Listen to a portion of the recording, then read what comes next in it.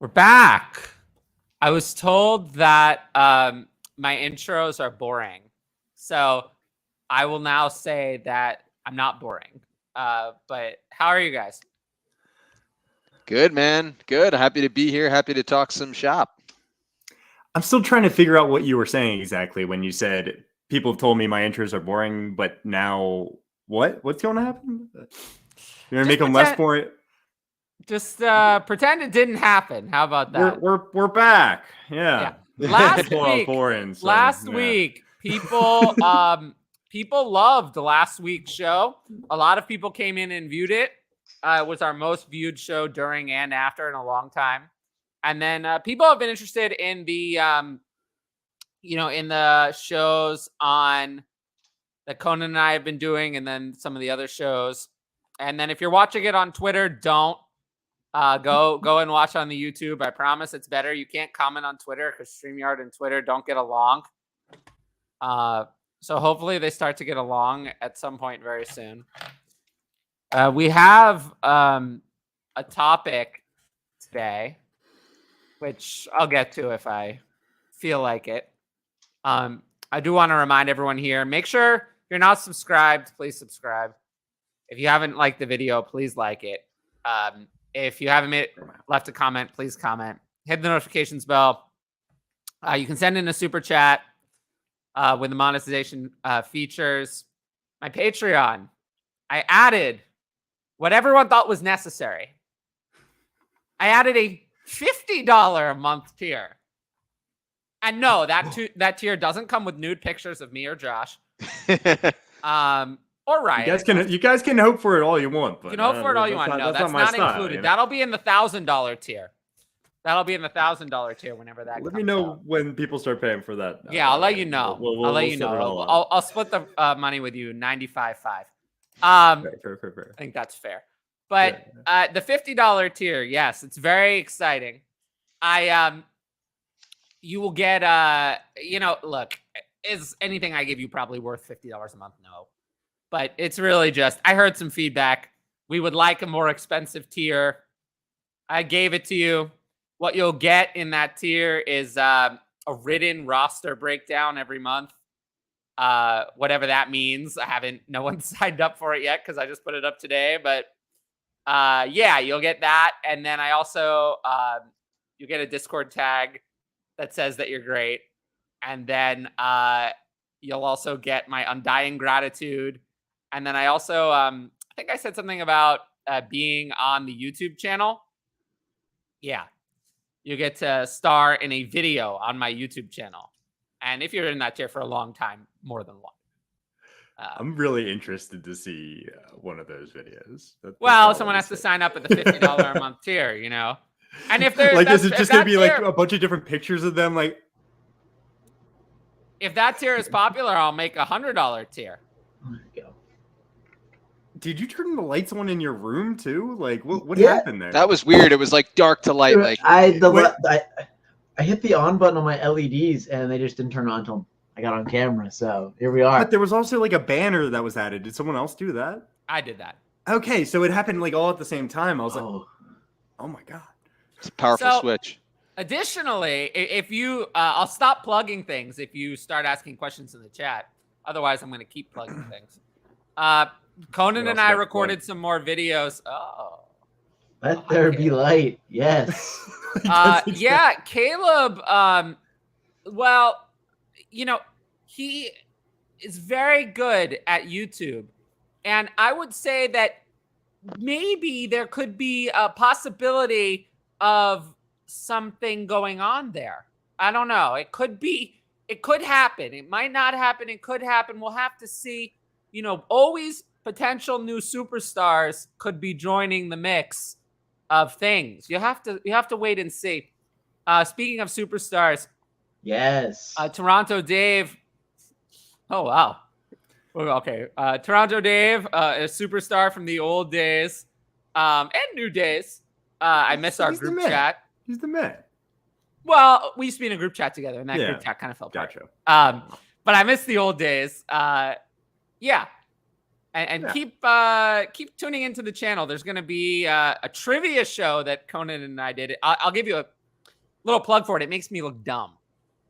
So if you like seeing me look dumb, tune into the show on Thursday. What kind of trivia we talking? Well, you have to wait and watch it. You have to wait and see. A little We'll teaser. have That to one. see. We can't give away everything. Come on. I'm assuming there's a little bit of football trivia involved. Oh, it's football. It's football trivia. Okay, cool. absolutely. Cool. Football Alright, trivia. cool. Yeah. That's Yes. that's what we Fantasy wanted. football. And then I did some solo shows, and also I've become a graphic artist. Yeah. I've done a great job. I self-proclaimed, by the way, self-proclaimed. I've done a great job. I think I've done a great job. I've done all the thumbnails for this channel, and I think I've really done a great job. And if you have any complaints about the thumbnails for this channel, please leave them at Josh Fuster. Yes, leave complaints at Josh Fuster. And if you That's what I'm can't here reach for. him, I don't Probably know. How won't. about we can also send those complaints?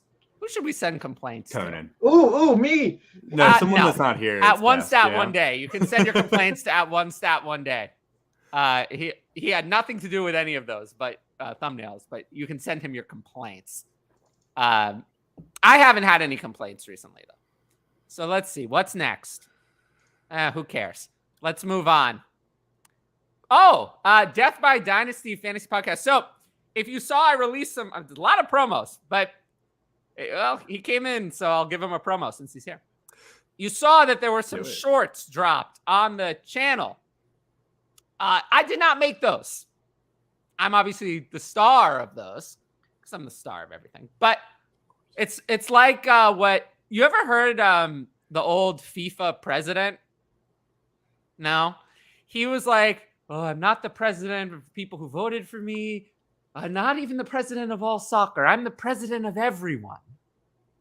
And then now he's serving prison time on corruption charges. But nobody cares about that. What does that have to do with Christian Watson? I'm not sure. But I think you're talking more about the Death by Dynasty fantasy podcast. Who cares? Yeah, When you there it is. when I you don't went know into what I that was tangent, talking about. you I don't were know what I was hyping them talking up, and then the I have shorts, great Blue news. segue. the shorts on your channel. I have great news. The shorts were great. Mhm. They were actually pretty well viewed. They were great. I wish I had not dropped one of them at 2 a.m. And I meant to drop it at 2 p.m., but it dropped at 2 a.m. I made a little mistake. Oh, well. Christian Watson, I have great news. I just did redraft rankings. Yes, I did them today. Wow. They'll be published. You've been on the thinking about Patreon this. at my earliest convenience, which will be in about 25 days. But I have Christian Watson at wide receiver 20. Whoa. PPR. That's Tie. And that's what happened. No. And you know, when you look at the landscape of wide receivers, there right around 20, Tyler, it kind of hits a tier where it's like, do you want to shoot for the upside? Do you want to go for a little bit more safety? But even the guys that seem safe, there's a lot of question marks once you hit about 20. So I understand that completely. Yeah. It's funny. I have Christian Watson higher in redraft than I do in Dynasty, which tells me that I think that the Packers will be trying to add another wide receiver in the future, even if not this year. This is the best volume he's going to get. Where are you at long term at quarterback? Well, you know, he has Jordan Love. You think that's the long term answer though? No, because Jordan Love sucks. Does it? Yeah. Yeah, I think so. All right. I mean, I thought he sucked coming out. No, why would don't I like think he's Jordan good Love. now? I think everyone TBD, did. yeah. Well, Caleb and I have, we're going to have many discussions, and then hopefully there'll be big things coming. But if not, go check out his YouTube channel. It's a lot more polished than this one. I promise. It's much more polished. Did you say where you have DK? DK? In redraft? You want redraft at 16? 16. Yeah, higher. We'll get to Dynasty. We'll talk about that. Toronto Dave has a heart for me. I have a heart for me too. We all love Toronto Dave. Yeah. It's hard not. I mean, Unanimous. You can't dislike Pretty Toronto. is. It's more unanimous than any dynasty opinion. You know, I've learned that no matter I've met what Dave in person last year. That's in Canada. awesome. Really? Yeah. Should I go to the FF Expo? I haven't Dave? decided myself if I'm going this year. Same. So, Yeah, I'm busy that day. Whatever day it is, I'm busy that day. It's what's it like early August or something? No, I'm busy that day. I don't know what day it is. But I'm busy. Definitely. It's multiple days though, so you can. I will be come the next going. day. Well, I'm busy all of those days. I will be going to the New York City. I will be making an appearance. I promised if there was a red carpet, if someone would buy a red carpet, I would make an appearance at the SFB New York City draft. Not to draft, just because I can. So someone obliged you with the red carpet? We're working on it. We're still in negotiations. Okay. Fair. We'll have to see. Yeah. Is I'll Kyler be there Murray too. the great? Is Kyler Murray the greatest? Oh, you will. Yeah, I'm coming to New York too. I mean, I'm like. Well, if you're gonna 45 go, minutes out, then I'll so. waive my demand for a red carpet. And You are the red carpet. That's true. I agree with that. And look, I even have a special shirt today. It's perfect for what I think about the players that Ryan put on the show sheet. Yeah. Look, I have a perfect shirt for today's show. Does that have something to do with Oscar, Kyler Murray? He even has his own trash can. Look, his own trash can. And that's what I think. Kyler Murray, greatest Superflex buy of all time. No, I don't think so. I think he's fairly priced, actually. If anything, I'd lean on the sell side because I think he's going to be cheaper after he doesn't play week 1. Yeah, because This there's isn't still the that buying ambiguity. Well, he's not going to play week 1. I don't think there's much ambiguity about that. I just took him in a startup actually, like Where? 2 days ago. 209. Yeah, that's Yeah. fine. It's That's- fine. that's It felt fine. Not the Great greatest value. buy of all time, though. No, Nah, I think I got him in 3rd round like a little bit ago. So that felt like the greatest buy of all time. yeah, he's not the greatest buy of all time. Right now in Superflex, there are quite a few quarterbacks that I think are more of a deal. I wasn't really focused on quarterbacks when talking about today's show sheet, but Mac Jones is definitely on that list. I'll tell you this: I Been would dismissed Kyler for no reason. in a bubble over a lot of guys he's currently ranked below by a lot of people. Yeah, I'd rather have Kyler Murray than Anthony Richardson, and I know a lot of people. Really? Are like, oh my god, I would. I mean, if you're competing though, obviously Kyler Murray's going to miss half the season, so that sucks. Deshaun Watson, Dak Prescott, I want Kyler Murray over those guys. I mean, I'm looking at Fantasy Pros. He's listed as 10 in dynasty rankings for quarterbacks. I think I it's have him tough at to 12. say like greatest buy of all time. I think I'd probably have him more around 10, 9 probably. I'm at 12 myself. Exactly 12. I just pulled it up. Yeah. And where can people find your rankings? I gotta get him up somewhere. Why haven't you done that? I'm lazy. Oh, no, well, I that's gotta do it. That's a bad lazy. excuse. Heck yeah. No. I think would be a lot of demand for your rankings. So I just don't know where to put them, to be honest with you. I don't have a site. I could post them on Twitter and just rank them, but that's probably the move. You want a pro tip? Love one. Put them on a Google sheet and sell the link for $1. And then, even if you don't feel like actually going through the Patreon stuff, it'll get people interested, drum up some interest in what you're doing. All right. And I've had mine done since like January, so it's stupid I haven't. That is very strange. I bet you there's been like 3 things though in those rankings in January that you're like, I'm glad I didn't have them out yet. And I'm glad I moved around that, Well, the good news about doing a Google sheet is you just update it and then the update pushes out. Yeah, I like that. Yeah. The days of selling a magazine are well behind us. I You did still love buy the magazines though. That was a while Yeah. ago. Did buy Kyler this offseason. Well, we'll see. I will say there are definitely What did you buy him owners there that for? are Why don't pretty you? out, Yeah. What did you buy So, him for? That'll be interesting. What did you buy him for? I'm sure there's some awesome deals getting Kyler Murray out there. Christian Watson or DK? So torn. DK. Yeah, I'm not torn at all. DK for sure for me too. I have DK even higher in redraft. I don't. I like Christian Watson, but DK I think is just he's better. Proven it. Yeah, he's proven it. He's not that old. Was he 25 now? 26. 25. Probably Yeah. going on 26. He's not old at all. Yeah. Thoughts on Treylon Burks? Treylon Burks is just, he's actually on our show sheet. It put on there by, well, he's not on the show sheet, but that's fine. He's on the show sheet in my head. I think we talked about him last week a good bit. We talked about him I think we every all week. kind of agreed he's a pretty good buy right now, right? Yeah, we talked about him every week, though. Man. He's been talked about constantly. His ADP makes no sense. I think he's a huge buy. Everything out of Titans camp says that he's doing great. I checked his redraft rank when I was doing my own redraft rankings, and that made no sense. Yeah, so I ranked him for redraft at wide receiver 29, which is a lot higher than I think a lot of people have him. But that could even be a steal. I like that ranking a lot. 29 seems about right for me as well. How do you get rankings? Yeah. How do you get non-active managers to trade without overpaying them? You kick them out of the league and find active managers. It's killing me in one of my leagues. We got like 4 people out of 10. It's a small 10-team friends. Here's what I do. Here's what I'll tell you what I do. Do it. I tell them that, well, first of all, I try to kick them out of the league. But secondly, if that doesn't work, then I tell them that, well, it might work, it might not. There's many problems. But if it doesn't work, then I tell them that, you know, you're not checking the league anyway. It would make me so happy if you just gave me the trade that I wanted. It would really make me happy. You know, I don't have a lot of well, that's actually not true. I have a lot of happiness in my life. But, you know, I say that because it's good to get the deal done. And then sometimes it works. That's what I would recommend.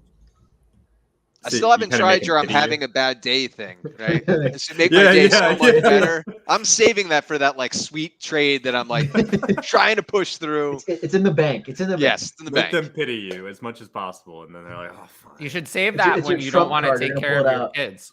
That's when right. You want a day off. I like That's when you need that excuse. Hell yeah. How old are your kids? I got a 4 and a 5 week. 4-year-old, 5 weeks. Yeah. No, it was more I knew you had like 5 weeks ish, but it was more the other one. Forgot. That's a good spacing though. For sure. Yeah. Okay. We need to get to. Where are we? Self-promotion is always a way for me to follow and listen. I actually hear that the opposite of that a lot. People don't like that I self-promote anything, but you know, I see it a couple different ways. If I don't believe in it enough to self-promote it, then why should anyone listen? Like, if I'm ashamed to promote it, no one's going to listen anyway. So there is that. I do wish that I went viral naturally, right? I do wish that was the case. Unfortunately, that's not really the case for me. That's never really been the case for me on Twitter. It's not been the case for me on YouTube.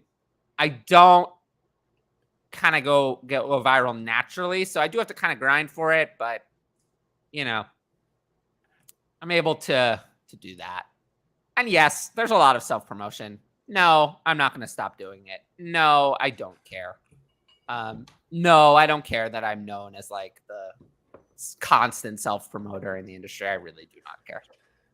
I don't know if that's what you're known as, but you know, I think that's what I'm known as for a lot of Twitter. All right, that's for large portions of Twitter, is I'm known as the like self-promoter. Yeah, or just the asshole. But that's what I was thinking. I that's what my mind kept going to. So yeah. Well, I think that's why people think I'm an asshole. Is because I self-promote a lot. Most of those people have never watched my show. Let's see. Christian Watson is just a Jag. Take TK. Well, I don't really. See, he was just if we go back to our pre-draft evals, yeah, he was just a Jag.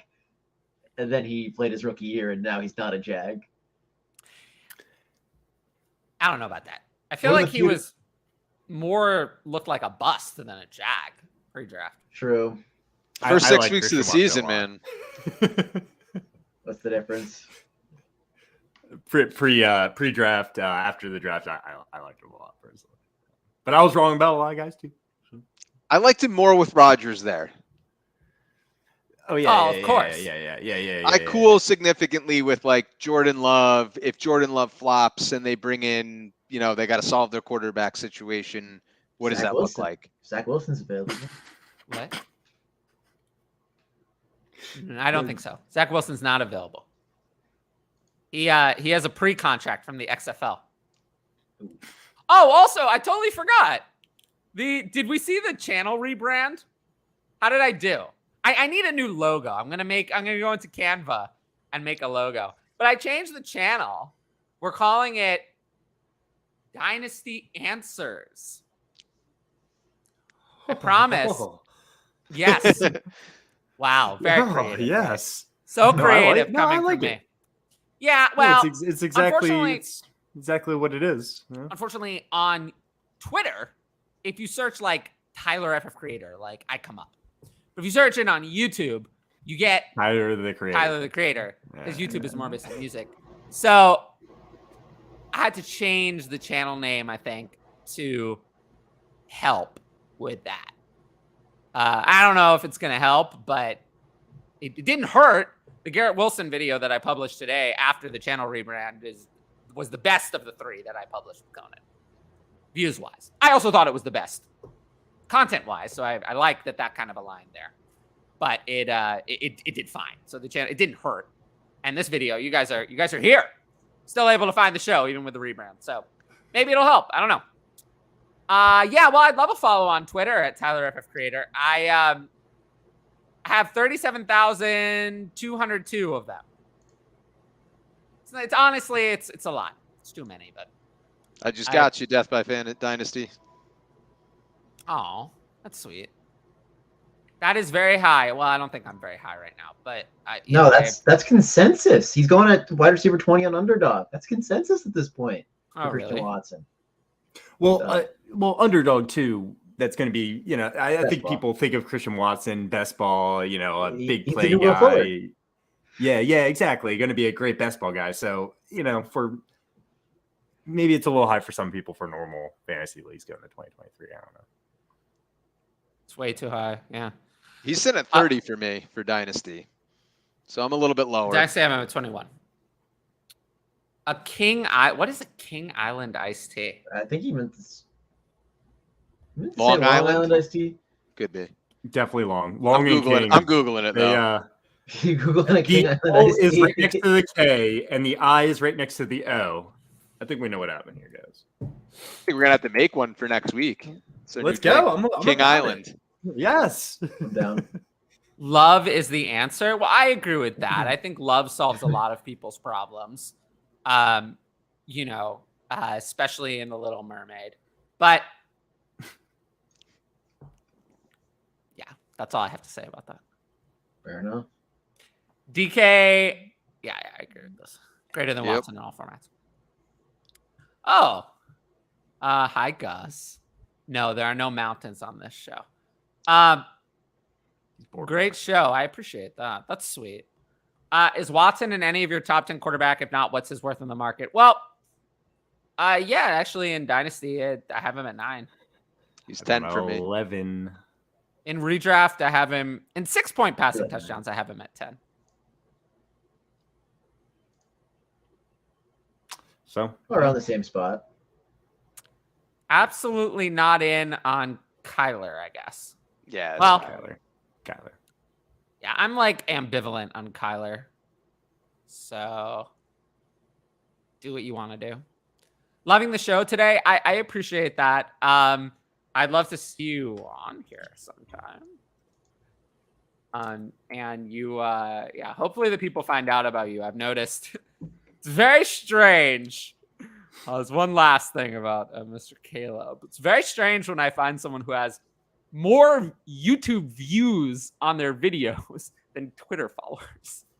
That means Mother YouTube must be very good if they have nothing coming from external. I do very well from external on YouTube. So almost about 25% of my views come directly from That Twitter. is a lot. It's a lot. Yeah, that's as someone who ran a YouTube channel over there, Josh knows that's I don't know if that's good or bad, but it shows you have a good Twitter. It means that I'm really good at Twitter and Yeah. commensurately not so good at YouTube. Whatever that means. Yeah. It means you're good at Twitter. There was one video that it had like 60 views. And then I went on Twitter and complained. And all of a sudden it had, I think that one has 230 views from external out of a total 370. That's crazy. Which is insane. That's actually very high. That I'm able to do that if I want. Whoa. I can't. That's Whoa. I can only complain about like 50% of the videos. What wide receivers are reasonable to target and trade for Andrews in Dynasty? I have Goddard, Fryermuth, and Kincaid rostered also. But She had Olave. I'm all about that. I was about to say Olave. I looked at the startup board. I'm like, yeah, that's the one. Like that's what I'd be like shooting for, like that kind of level. T. Higgins. That would be nice. Olave would be nice. T. Higgins would be nice, right? Yeah, I mean that would be nice. Amon-Ra. Drake London. Definitely Amon-Ra. That's not going to happen though. Yeah. I thought it was a little. How about Jackson Smith and Jigba? Anyone about that? Yeah, I would take that. Yeah. I'd rather have Jackson Smith than Jigba. About DK. Oh, I'd rather have DK too. People are not going to like where I ranked Jackson Smith and Jigba in redraft. Was it high? Very high. Yeah. Really? Interesting. Yeah, I ranked. Was it higher than the other two Seahawks receivers, or one higher of them? than Tyler Lockett? Yeah. Probably a bag of chips. Kyler. Okay. Tyler. Is Dobbins a league winner? Probably not. Unfortunately, I'm not buying that hype. Really be, given that his price is high. Like, he's priced at running back 19 or 20. For him to be a league winner, he'd have to be top 5. To be a league winner at that price. The Josh Jacobs from last year, that's what he'd have to do. Josh Jacobs went at around 20, and he was top 5. He was a league winner. I don't think J.K. Dobbins can do that. The rushing volume's not there. The receptions are not there. J.K. Dobbins is someone who I think is about right in ADP. I thought ADP was around 20. I actually ranked him, in half at 17 and in full at 18. So, about right. I think you summed league winner. League winner, no. 10, but I think that's a ceiling, I find it hard, given that the carries are split, the touchdown equity is low. Well, it's a new offense, right? Even if what's the new offense going to change? That they pass more? They're not going to pass the running back their more. best running back in their core more? I don't know. Potentially. They're not going to pass the running back more, though, because no matter what, no matter who runs the offense, we know that rushing quarterbacks just don't dump off. Yeah. It doesn't matter who the offensive coordinator is. I agree. No, that's why I was saying top 10 is his ceiling. Like, I could see a world where he's top 10. He plays 17 games. He no, you know what the ceiling is. You've seen it before. It's the Mark Ingram heavy touchdown season. That's the ceiling. He finished at 10. That's the best case scenario. Where all the touchdowns went his way. I think he had 5 receiving touchdowns that year, which is not going to happen. So if Dobbins makes up for it in the rushing game with extra touchdowns, it's around 10. With the total lack of receiving volume, there's just no other way. So there's not much of a way to get above 10. The one good thing about him is their coordinator is coming from Georgia. They did run a lot. They split it up. They did split. They spread it across the field. So I actually agree with what Tyler was saying. I think the wide receivers are actually going to benefit the most from the new scheme. Yeah, if anything, I think they're going to pass to somehow they're going to pass the running back less rather than more. As hard as that is to believe. I would say that's more likely. Knee just scares me, man. The knee still scares me.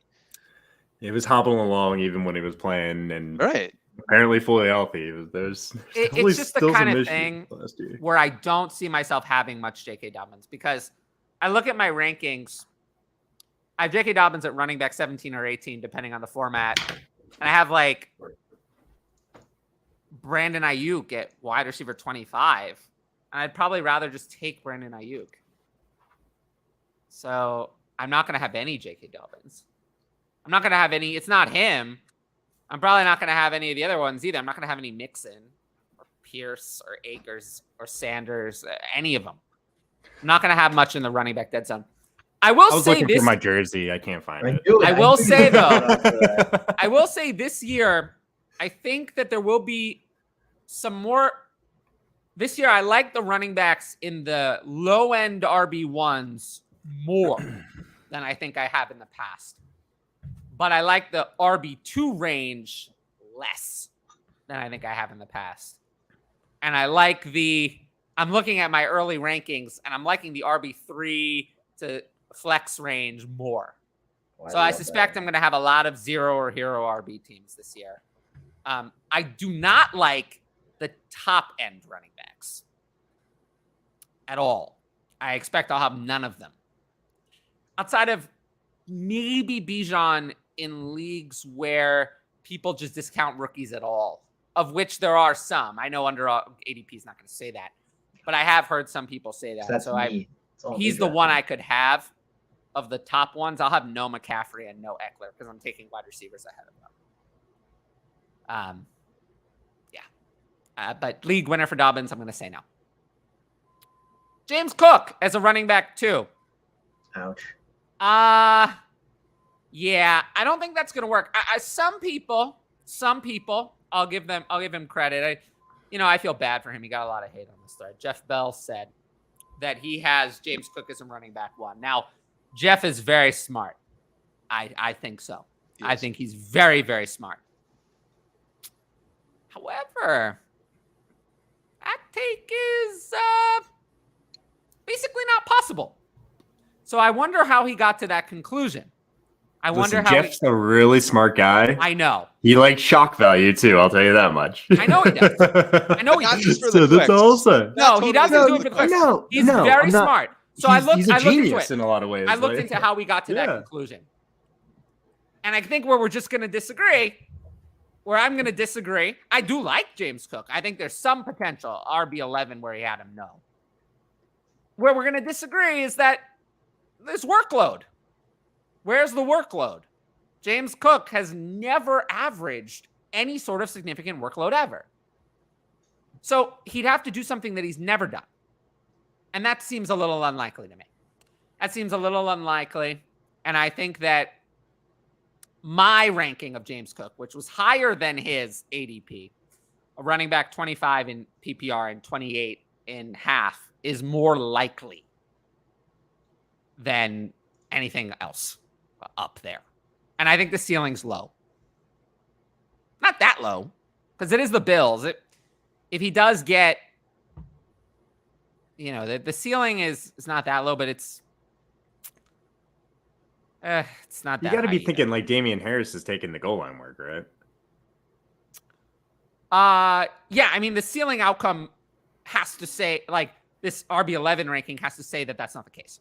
And Damian Harris and Josh disagree. Allen. I think Josh Allen is the goal line back. Yeah. I just mean like when they're actually on the goal line, like who's going to be? Maybe James. I'm sure James Cook will be in there on plays. Don't get me wrong. There's also the fear of what do they do for the rest of the offseason, right? Are they bringing in a DeAndre Hopkins, or are they even bringing in James's brother Dalvin? Like that could be killer for him for this year. So that'd be crazy. I don't think they're bringing in Dalvin, but I don't either. I just say that James Cook has some upside.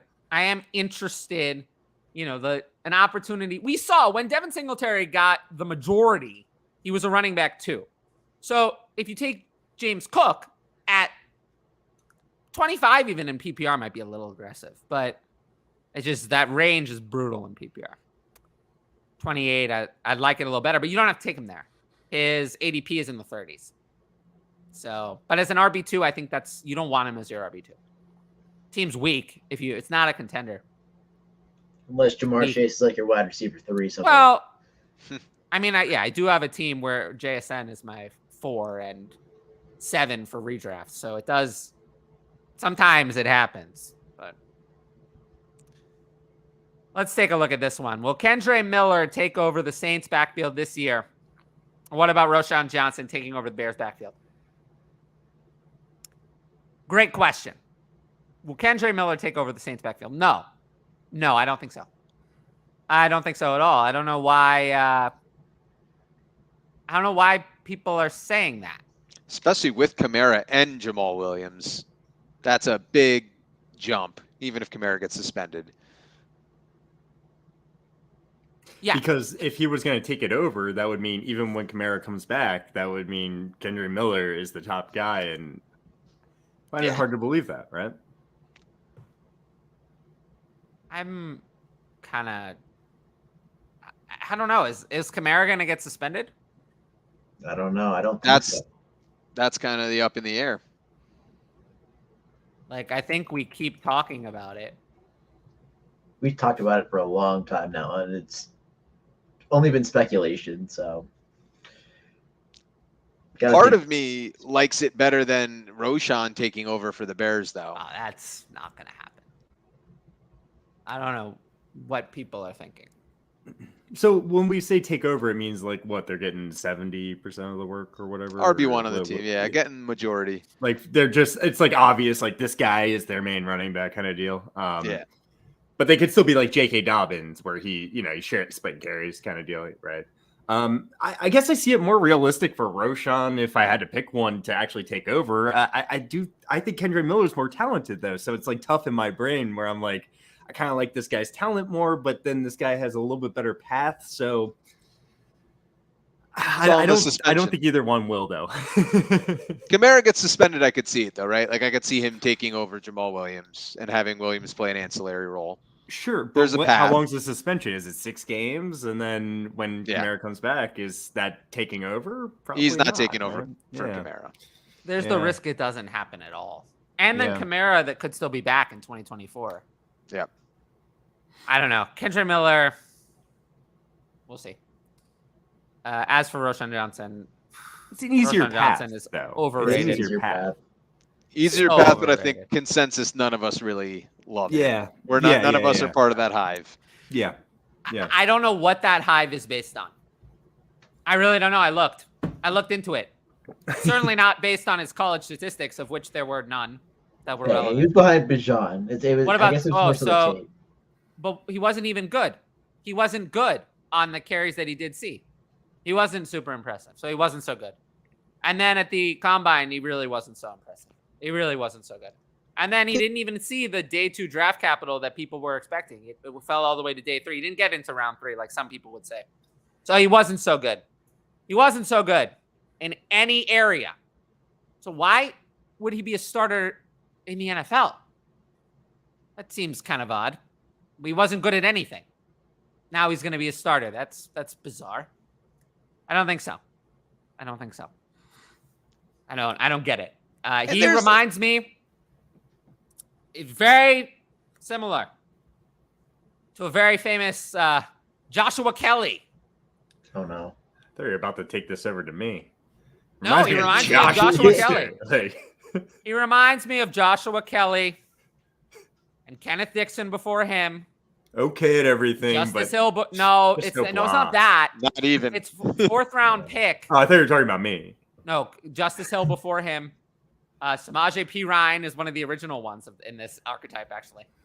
The original, Samaje Perine's first NFL career. We forget that he had a first NFL career where he was a bust, and now somehow has a second NFL career where he was good. Bryce Love. Bryce Love, well, that was more injury. That hurts. I forgot He never about saw him. He never saw the field. That hurts. But he had a hive. He did have a hive. He had a hive. Yeah, but he never had a chance. I'm talking about players like Anthony McFarland, Joshua Kelly. These are players who were not hurt. They had plenty of opportunity, and they still didn't do it. There's no excuse. Yeah, but did Josh Kelly have a hive? Yes. A little bit. A little Yes, bit. Really? he did. A I little must have bit. missed that whole part of Melvin Gordon will be replaced with Joshua Kelly. Yes, he did. Trust me. There was that talk. Oh, yes. There was. Because no one believed like Eckler And then could do it by Isaiah himself. Spiller So after it's like, you same need another backfield guy. twice over. Isaiah Spiller, same thing. He wasn't hurt. That's what all these guys feel like to me. Exactly like that. No, Kendre Miller's different. Kendre Miller had production in college. He was, very, very hyped. He had, better draft capital, and he could have been someone who comes into a starting role in other positions, other spots. Kendre Miller's very different, but Roshan Johnson is in the crew with the not so illustrious Justice Hill. I drafted Young and traded 2 firsts. Hill's still in the Ravens. I mean, Samaje Perine. The Commanders. He just signed a nice contract. If you drafted Samaje Perine at 108, I had someone ask me, and I thought this was They were talking about, well, I have the 106 in a 1 QB. I think Addison or Johnston might be there, and I might be interested in taking them. But if not, would Roschon Johnson be a good idea? I was like, no. There's like 6 No. other running backs, maybe. Yeah, no. All right. I traded 2 firsts for Waddle. That's fine. Tough for me to trade 2 firsts in a super flex if it's not for a quarterback. But Waddle is on that list. Waddle, Amon-Ra, Garrett Wilson. Those are players I'd probably do it. Yeah. That list is not very long, though. Yeah. Pacheco to the moon? Why? I had Because someone DJ come after said me it. because I said that Pacheco was crap compared to Breece Hall, and I thought that was fair. Yeah, well, you compare him to Breece Hall. Yeah, Pacheco is overrated. It's another hive. Yeah. Oh, it is. This one is very loud and delusional. You know what the worst hive is, though? The worst hive. Compared to these other guys we talked about, though, Pacheco is the starting running back for the team, and he kind of just looks electric. People like the way he just like moves around the field. I'm not saying Electric he's good. doesn't I'm not score saying I fantasy want him points. for dynasty or fantasy necessarily, but it makes a little bit more sense for some reason. I don't know. He wasn't that good last year. He was efficient. He's not a great pass catcher. I'm not saying he's good for fantasy. You know, it's just and. He had a little bit something that the Chiefs needed. This little I will say electricness this, to him, yeah? as much as we don't like to hear this, I think that Clyde Edwards-Helaire is going to get just enough carries To be to annoying. ruin it. I think so too. Just Yeah. enough. Yeah, Because that's 4 is enough. 4 or 5 is enough. Yeah. Because Pacheco Not over the course of a season. You mean a game? Yeah. Yes. Yeah, and unfortunately, I think that's gonna be. I would not be targeting a Chiefs running back at all. I don't think we're gonna want that. Is there a sleeper running back who could blow up this year? Well, It's going to depend on injury, probably. okay. Here's a couple that are ranked very low. It's usually involving picking a running back out of a mess when they're all low, or that the starter is wrong. What do I mean by that? The Bears. They're all low. So if you pick the right one, you'll get a value. For me, it's Khalil Herbert is the one I'm targeting. But if it's Roschon Johnson or, of the 3. No, I agree. I'm just surprised. I don't know why. Yeah. Well, of the 3. I hate the other 2. So it shouldn't be too surprising. Not that I like Khalil Herbert. Yeah. But so that one, a messy situation. Other ones, where the starter is just wrong. Zach Charbonnet. If he just is the starter and you pick him at RB45, then you got, which is where he's going, that's value. Devon Achane is ranked 3rd in redraft rankings of the 3 Miami running backs. I don't agree. Nope. There's an opportunity. Big one. Let's see. Tank Bigsby. He's ranked That's so perfect low that Perfect one. he's not even ranked where his handcuff value should be. He's ranked outside the top 50. Even as a Etienne already handcuff, showed he can miss a whole entire season. Yeah, I'm not Etienne saying can his miss plenty injury of was, time. Even as a handcuff, he's worth predictable. more than that. So that's one you can get very late. And then I'd say it. Alvin Kamara is RB28, and if he plays the whole year, Yeah. he's not RB28. No chance. Like I ranked Alvin Kamara as of now because I don't really rank best ball. You know, I'm more ranking for the idea that these rankings are going to be used later, and it's more of a talking point now. So I'm assuming that I'm doing the rankings as things are, not for best ball where you gotta have to guess. I'm ranking as they are, with Dalvin Cook still on the Vikings, with Alvin Kamara not suspended, so on and so forth. Because for redraft, for me, redraft is more of an exercise, more so than, telling you to go use these in your best ball draft. So with Alvin Kamara ranked as he is, I have him at 16 in PPR, not 28, which is his ADP. So. And it wouldn't shock you if he plays the whole season and way outperforms 16. You know, way out. I do think he lost a step, and I think we're, not looking at. They drafted Kendre Miller. They didn't draft Kendre Miller to not use him. They signed Jamal Williams to a large contract, again, probably to use him as a goal line back. So Alvin Kamara's goal line carries are gone. So I don't think the ceiling is what it was. Or is that hedging? Is that hedging the suspension? I think Kendre Miller is more hedging. Well, I think Kendre Miller is more long-term, and Jamal Williams is the Mark Ingram role that they wanted. Kendre Miller is drafting someone young. They're preparing for a long term. And it hasn't been mentioned, Derek Carr improves the offense, right? Oh, absolutely. I mean, compared to what they had last year, it improves the offense. So of their veterans, Jamal Williams is the one I would expect to be used on the goal line. But I don't want Jamal Williams because I don't think he's going to score 15 touchdowns again. But I just listed some sleeper running backs. James Cook is not a bad answer at his ADP. And then, I hate to even utter this name, but Jerick McKinnon Oh boy. was an RB1 for a period of time.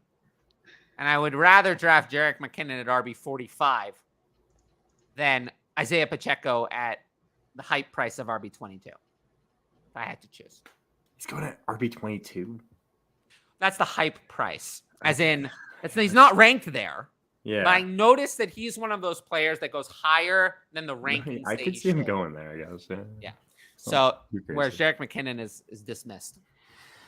Thoughts on Tank Bigsby and Tajay Spears? Well, we just talked about Tank Bigsby. I like him as a handcuff. I do think that Tank Bigsby is still more of a handcuff, but there is a universe. It's a very slim line, but there is, to me, a universe a real one, where a healthy Travis Etienne is supplanted by Tank Bigsby. That universe exists. It's a very narrow margin. It would look like what the Lions' backfield look like, where the touches say no, no, no, but the touchdowns all go to Tank Bigsby. That's what it would look like. There is no universe where Tajay Spears is overtaking Derrick Henry. That's not going to happen. Derrick Henry is going to be their starter as long as Derrick Henry is healthy. But long term, how long is that?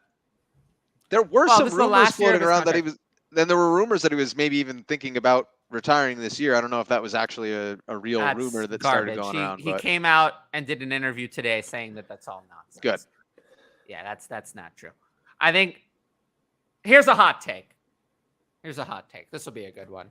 Good one for us. I think Derrick Henry's in the NFL longer than Tajay Spears. Wow. No ACL, right? Well, that's kind of a problem. It's kind of a problem. I would think, just as a guess, and I'm not sure, maybe someone can tell me otherwise. I would think that having an ACL might be an important part of playing running back in the NFL. Maybe. I'm not 100% sure. But be important. Yes. Look, I'm assuming the Titans knew about this issue before they drafted him, but they drafted him in the third round. And if they knew about this and they drafted him in the third round, that's saying something in itself. That's impressive. They definitely really like Spears. So having said that, I'd rather have Tank Bigsby in Dynasty. When you watch just the film, Spears to me popped off as like the fourth most talented back at times in the draft. No, I'm with you there. The ACL is scary, but like I could picture a scenario long term where if the knee can hold up, Henry leaves after this year and he takes over as a potential option in Tennessee. I could see it too. I really could see it. I think he's good enough to at least be in the conversation. So I like Tajay Spears more than I'm just concerned that they will then acquire their next Derrick Henry and Tajay Spears remains Tajay Spears. Tank Bigsby is the one of these two that I think has a lot more potential because Tank Bigsby was a workhorse and profiles as one. So if Travis Etienne were to flounder or flop or get hurt, Tank Bigsby could have a workload Whereas Tajay Spears, I'm worried just can't hold up. These guys are going to be going very close to rookie drafts, by the way, too. So, Yeah, I mean, Tajay Spears immediately pre-draft was way higher, and now Tank Bigsby is higher. Mm-hmm. Not that Tank Bigsby, he has moved up because he's had a very impressive camp. They're raving about Tank Bigsby. I haven't moved Tank Bigsby up that much, more so that I've moved Travis Etienne down. But Tajay Spears, I've moved way down. Everything I've heard has been very bad. But now he's actually a value. Agree with that because he's going late. I was in a 14 team and he was like back end of the second round from a rookie draft perspective. So good value there. And I think with Bigsby, to your point, Tyler, like I feel like it's actually more of a hit to Travis Etienne. Like I feel like I'm more concerned about Etienne than I'm excited about, someone like Bigsby. But like I feel like that's he's going to take some work. Etienne's not getting 73% of the running back work this year again. No, but we've seen, lower draft capital guys overtake higher ones before. Yep. It is possible. And Bigsby is a day 2 pick, so it's not crazy. Harris will cap Cook's workload and Allen and Harris will get the goal line carries. So, yeah, I mean, that's what I would predict, but you never know. Yeah, I'm with you. Agree. Yeah. But I bet you Cook has some good weeks. If everything stays as it is, he's gonna have some big blow up weeks. I do think not consistent though, in my opinion. It's important to note that Josh Allen is not Jalen Hurts or Lamar Jackson. Josh Allen. Wondering where you're going with this. Does not need. Josh Allen can dump off. Okay. And might start dumping off. Josh Allen is not someone who should. I don't think if Lamar Jackson and Jalen Hurts didn't run on the whole field, they wouldn't be valuable, especially Lamar Jackson. If Josh Allen never ran outside of the goal line, he'd still be valuable. He's still really good.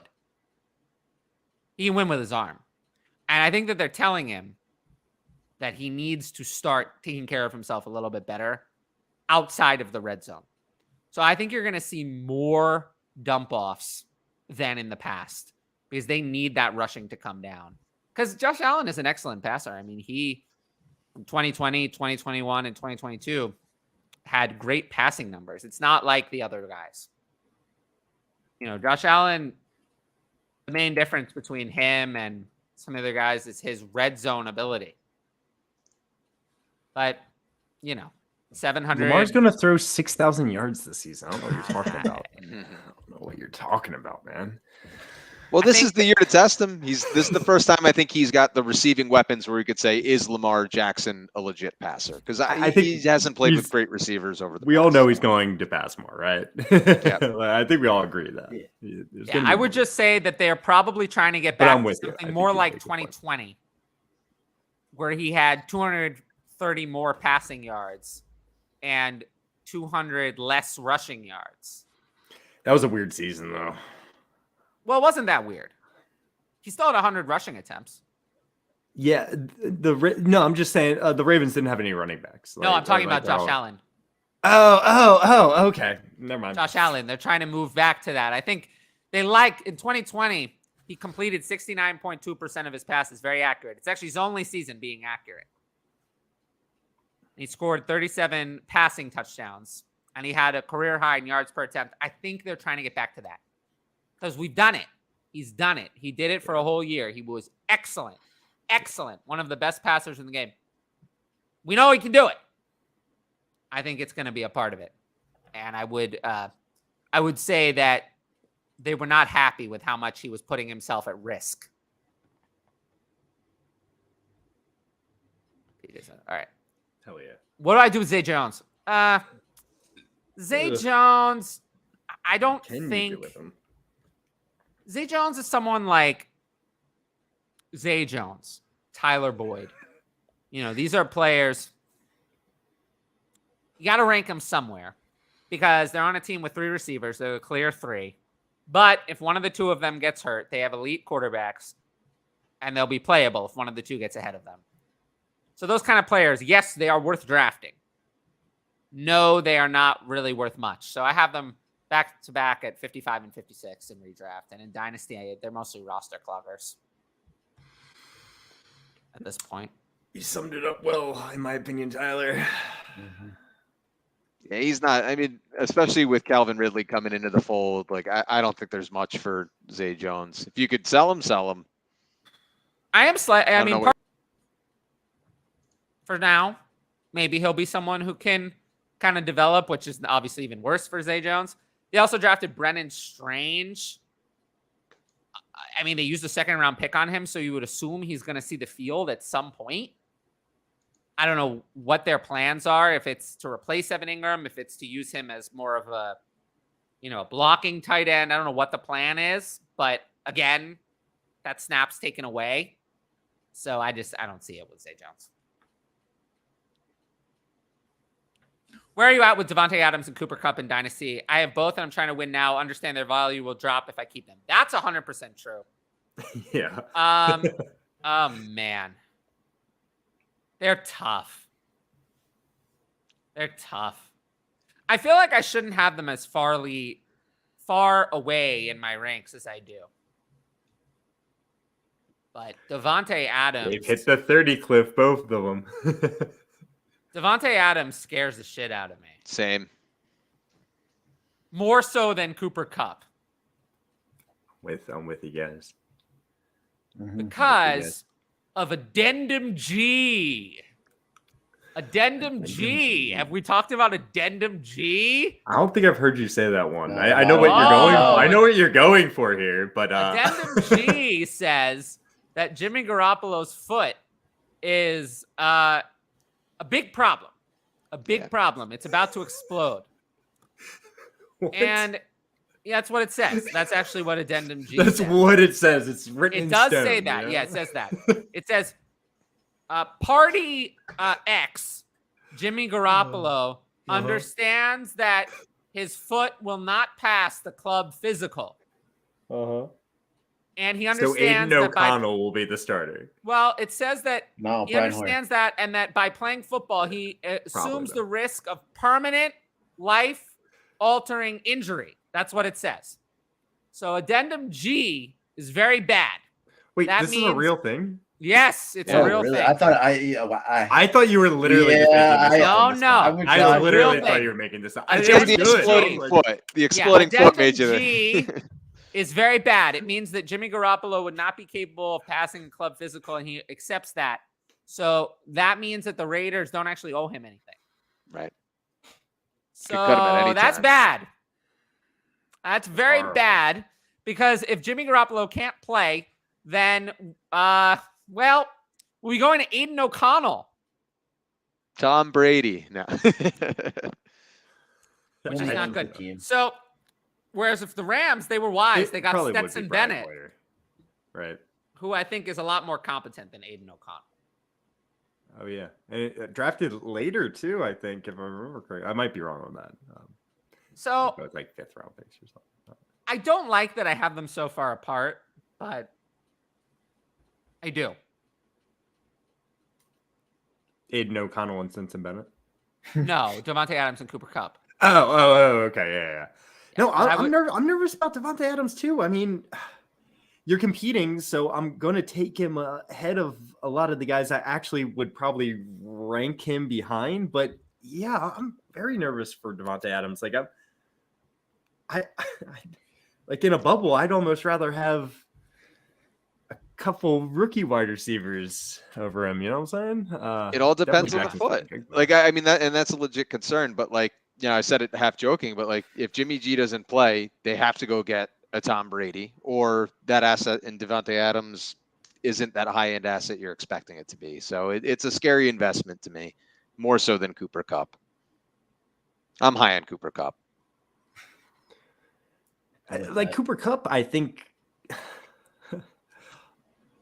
I think he also needs Matthew Stafford to be a top tier asset, but I don't know. I think they can both produce, but they're not going to be top tier assets without their top quarterbacks. And I'd rather have Matthew Stafford than Jimmy G in a bubble anyway. So yeah, I'd rather have Cooper Kupp It's definitely Cooper Kupp.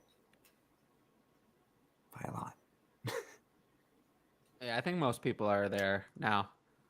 Pickens and Lockett, or Lockett in a second. In a second. I'll take That's a Pickens. free George Pickens. It's mean. What? What? I don't know if it was mean, but I don't think it was mean. yeah. It's more so Tyler Lockett's age. Not that he's Yeah. not good at football. Jackson Smith and Jigba's there now. I mean, we've been trying to bury Tyler Lockett forever now. I think we're talking about Now's the last- time. Yeah, we're always wrong. Now's the time. Just But Yeah, I do think now's the time. Put the First round third wide one. receiver. Where are you at with Will Levis in Dynasty? It's not good. Will Levis or 224 seconds? I'll just take the 224 seconds. Yep. I guess. Will Levis is garbage. Well, garbage is kind of harsh. I think he's going to be a starting quarterback in the NFL by the end of the year. I think there's a really good chance. I say it's above a coin flip for me personally. I just still get scared to like the knowing that he didn't win his high school starting job. And then I know I said this multiple times here, but like can't win the high school starting job, transfers. Can't win the college job, transfers. He got Not beat having by a good Sean training camp. Clifford. Sean Clifford. I watched that man for I don't know how many years because I'm kind of a local. There's no reason. I don't. Exploding Fair enough. foot sounds like fake news. No. It's literally about to explode. We don't do fake news here. Literally. And again, if you have any complaints, you can send them to whatgibbsff. I don't take complaints. Mm-hmm. Pickens is overrated. I don't think so anymore. I think now he's underrated. It's out. It's how he's Why do you used. say that Did now? you see that tweet? I forget who said that out Because of today. the reception perception. Oh, okay. Yeah, gotcha. Of his routes, of how he's used. It was all like go routes. Like Matt Canada stinks, and we're not going to get a good evaluation of his offense till he leaves. Yeah. So What would you try to get for Devontae Adams? Single 2024 first is probably the best you can do at this point. Right? Yeah, I I mean, I'm taking Well, the 24 first. he's competing though, so like I don't know if I'm looking for picks necessarily, but yeah, right. Yeah, that's Who a good wants point to- because he did say competing. So, I just the scary thing about this draft is like once you get past the first 7-8 picks, there's not anybody I'm going to feel very comfortable using. So I'd probably stick with Devontae at that point and let it ride. So we're going to get to the topic whoa, an hour later. Hour in. All right. I covered all the promos. Make sure to watch the shows I did with Conan. All right. Ryan, you actually did work. I didn't, but you did. Tell the people something that you brought to the table so I can rip it apart. Oh, you're going to rip all of it apart. I know you are. Yes. This is my favorite segment. So I feel like when we're talking about players who can outperform their consensus, one guy, and I'll start with this one you might not rip apart, I don't know. But and we just talked about Matt Canada, but I love Najee Harris, and I think people discount how bad that foot injury was and how much that sapped any explosivity from him. I love Najee Harris. I think the volume's there. I think you bring in, Broderick Jones, massive, best run blocker arguably in the entire draft to play left tackle, massive hole for them last year. Darnell Washington at tight end to improve that run game too. I just feel like it allows that offense to open up so much more. I'm a Najee Harris fan this year. I'll probably have him in every single league. So you say that you like him. Where would you rank him in redraft then? So Dynasty, I have him 6, which is incredibly high. That is high. I have him at Very high. Dynasty. Where did you say, Tyler? 10. 10? Yeah. What about redraft? And I think 10 is a little high for some people, but Yeah. I'm more around there myself. Redraft, probably, let's take a look. So I'm going to take McCaffrey and Bijan and Taylor and Barkley and Eckler over him. In redraft with Breece Hall's knee, taking Najee. Josh Jacobs still scares me. We just talked about that We offense. talked about the offense. Yeah. I actually think Josh Jacobs is going to have the biggest cliff fall of like the high tier running backs. So he scares me a bit. I know that's a lot of people really like Josh Jacobs. It's funny, Ryan. Josh Jacobs. I mean, Najee Harris would have been my pick for that, like going into last year. You know, like biggest fall kind of deal. Yeah. But I like what you're saying here. I think that Najee is undervalued. I mean, honestly, in redraft, I'm probably putting him around 7. That's very high. You I should know. see my- I you should see have my him schedule under at 12 or Stupid. 13. Najee's going round 4 right now. I'm like, that's like an insta draft for me. He's going Is started it? round 4. Yeah. 100%. Najee, I think, is on my list of like that range. I think starts. It's funny in redraft. The guys I'm going to have are the old guys. It's Nick Chubb right now. Chubb's I'd going to rather end have up Nick getting Chubb in undervalued. redraft. Yeah, I'd rather have Nick Chubb. Nick in Chubb is the one in redraft that's kind of on my list of the one I would have Yeah. in that range. Najee Main Harris pick is not with on him that right list. Yeah, it's just he's not coming at the value I want. I'm mostly taking wide receivers in that range. I actually have Najee ranked right around his ADP in redraft and above his rank in Dynasty, but I'm not as in as you. I'm not going to tear it apart though. Let's get to this. I'm not sure what you're asking us to do. I think maybe evaluate the look at your roster? team. Wasim. And I appreciate the super chat. We haven't had one in a long time, so I do appreciate that. When it comes to this team, I would say we have some good things. Justin Herbert and Deshaun Watson is nice. Derek Carr is good as a QB3. But other than that, it's a lot of – I like Sam Laporta. Me too. It's a lot of players I don't want, though. We have a lot of sells on this roster. I mean, Dylan, kind of a roster clogger. Antonio Gibson, I'd like to get off my team on this last hype train, please. Get rid of him now. Debo, wildly overvalued. Wildly overvalued. I saw someone posted on Twitter, there are 3 seasons of Debo that are all very similar. And then one that's 8 fantasy points per game higher. What do we think is the reality more than likely? Probably the other 3. He's a sell to me. DK, probably a hold. Najee to me, You know, I like him, but JT is nice, but probably I'm on the selling side with JT. In Dynasty, I think he's a little overvalued. In redraft, I don't mind him. Dynasty, I think he's just a little too high. Judy is an easy sell to me. He's way overvalued.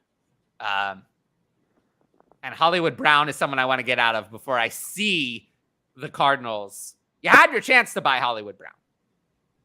Now it's time to sell Hollywood Brown. So I hope you bought him cheap because now is your chance. So yeah, Jameson Williams is a player I'm just kind of out on. Odell I don't like. So yeah, you got a mixed bag here. A lot of sells though. A lot of solid value though. Even though I agree, a lot of sells. I think you can make a lot happen here though. It's tough though. Is this a winner? Is this good enough? How many teams? but are I in this think league? here's Probably the 12. deal with this though. If you take Judy, Debo, Kirk, Marquise Brown, Jameson Williams, Odell Beckham, Brandon Cooks, you could package some of those guys. At least try it. The first 2 things I would do with this team is I would try to upgrade and get a number 1 wide receiver somehow. Maybe someone likes Marquise Brown with the volume, buying off of Christian Kirk from last year, hoping about Debo. But like I'm packaging those guys. I'm getting a true number 1 receiver or a high end number 2, and I'm going after a tight end upgrade too. I'd keep Laporta for long term, but I'd try to package those receivers and get that true tight end and get that upgrade at wide receiver by moving a couple of them. Can it win? It can. It can win. Yeah. But for a winning dynasty team, this would be not one of the better ones. You'd have to have a Because lot. remember, to write. dynasty ends up more stratified than redraft because you have teams that are trying to lose, and you don't have everyone starting with the same pool right from the beginning in a redraft draft. Your team in dynasty to win has to be better. Having Evan Ingram does help a little. No, it does. It It does. gives him It depth. This does. isn't, but this is not a winner to me. This is not a winner. Like DK as a 1, Debo at 2. I think Those 3s. Quarterback is solid. Yeah, That's why I was Quarterback saying, is good enough to win. Very solid. Running back is Superflex is great. fine, but The- feels it a says- little. Very good. he says Feels a players little rarely short. trade in his league. I was gonna say, if you want to rebuild, like you could easily scrape this roster together for a ton of value outside of the quarterbacks and just try to go all in for another year. 2024. So people don't trade, but if you make a deal that, I'm looking at some of the names, right? There's still some good name value in these guys, these receivers that we're talking Certainly about, is. Judy, Debo, Marquise Brown. Like you can try to package them or an Odell or somebody to a team that might feel like they can compete if they don't have that depth and try to upgrade there. But I'd like to see DK come down to like the wide receiver 2 on that team. I'd like this as a competitor if DK was the 2 there. And right now you don't have that wide receiver do that. So if you can work that package, maybe put 3 of those names together to go get another player, do that package of like the junk for that 1 star, like we talk about, I think this could be a competitor if you can do that. I mean, But as you're not stands gonna be right able to now- draft this team like if you just did a 12-team draft right now. Like you're just not gonna be able to get this. So I know there's value here. Like there's no way you do a 12-team draft. You're not getting Justin Herbert and Deshaun Watson and Jonathan Taylor and Najee Harris and DK Metcalf and Jerry Jeudy and Debo. You're just not getting all these guys unless you just trade up, trade all your depth and future draft picks. So there's definitely value here. And I think it's a very good team. Is it a great team? It's not quite there. So can you win with this team? I absolutely think you can, but you have to make sure, like you have to hit one of those wide receivers specifically. And there have to be producers throughout the season, I think. Odell, I think, is done. So I'd look to sell him at any point for whatever you can. Brandon Cooks. he will have a game this year. Brandon Cooks, I will say I probably have higher in my his redraft rank that I saw seemed a little low. For the value to name association right now, out of those receivers, he's the guy I'm holding because I don't think he's going to net you enough versus what his upside could be. But like Hollywood Brown, Judy, there are people that like those guys. So same with Debo. Yeah. We'll Go see. move them. I would say it's not a team I would draft. It has a lot of players I don't like. So I tend to be biased against those. Let's see. Next. What next? What's the next thing I get to rip apart? Next real on fast, I me. agree with Wasim. Well, you're the only one who put anything on the show sheet. So then we put a lot on your show sheet. Oh, do I have to Come go on, put come something on, on the Ryan. show So, sheet, like, I'm- right Come now? on, Ryan. I'll hit It's next yell at with- Ryan takes. I will go with Darren Waller next. And I know we talked about him quite a bit. I think Darren Boo. Waller is arguably the best outside of Kelsey route running tight end in football. And I think the health is a major concern, but I think he's going to a place where they are desperate for a target. And I think when we saw Daniel Jones excel last year, it was short, intermediate passes, stretch the field, get those long opportunities here and there. I think Waller is that field stretcher, but he can also eat underneath. And I think that's a nice fit for what the offense is becoming in New York. So you rank Waller where? I rank Waller 5th, ahead of TJ Hawkinson That's got to be redraft. in redraft. Correct. Well, I don't. I have know. Waller at 7 in redraft, and in Dynasty I have him at 11. So probably not as low as you would have thought. No. I just don't see it. If I want to bet on someone to beat the odds, he'll be the one I don't choose. Tight end is brutal this year. Brutal. I highly doubt that I'm going to have any of tight ends. The only tight end in the mid-range I could see myself having is Kyle Pitts. Doubt I'm going to have any Travis Kelce. Doubt it. Because I'm going to have to take him at like 2. And I'm not going to do that. So I'm not going to have any Travis Kelce. I might have some Mark Andrews. I've seen that. That I've seen. Because if it's him or a middling running back, I might go with Mark Andrews. I'm not going to have any TJ Hawkinson. I'm not going to have any George Kittle. I'm not going to have any Darren Waller. I'm not going to have any Dallas Goedert. Kyle Pitts, maybe, if he falls to the bottom of that range.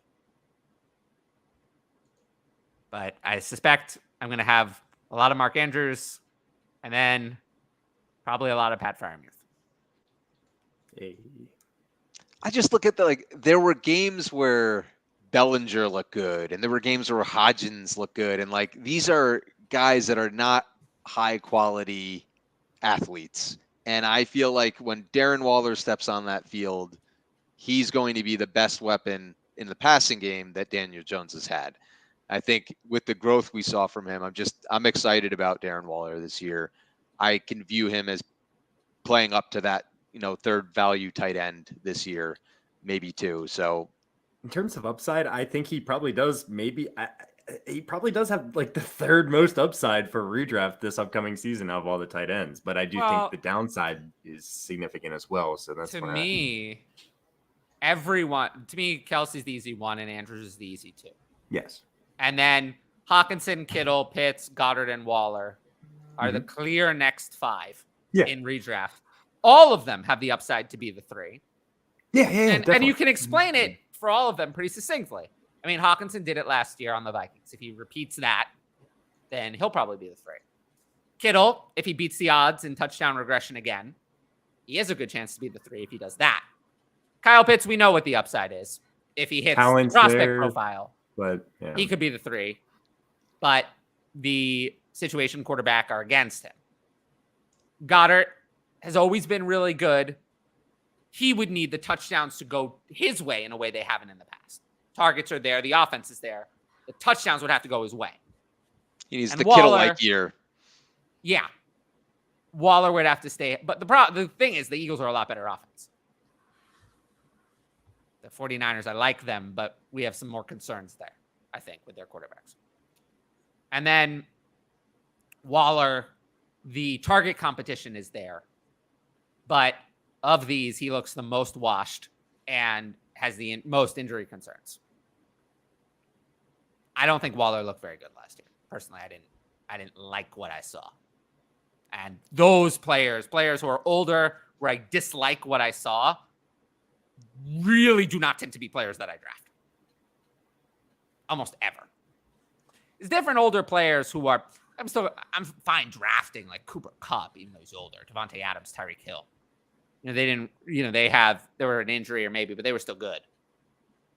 Or in Tyreek Hill's case, had the best year of his career. But players who are old and I thought they were in decline, I don't catch falling knives. It's a good strategy. Generally, you don't want to be the one trying to catch the knife as it's falling. Typically. So once I see that a player's in decline, they usually are off my board. That's why I had no Julio his last year. Because I thought he was in decline. And then he was dust. Thing is, the NFL, the margins are so thin between elite and dust. So thin. Like losing 1 or 2 steps it can be everything. So that's why I'm not in on Darren Waller.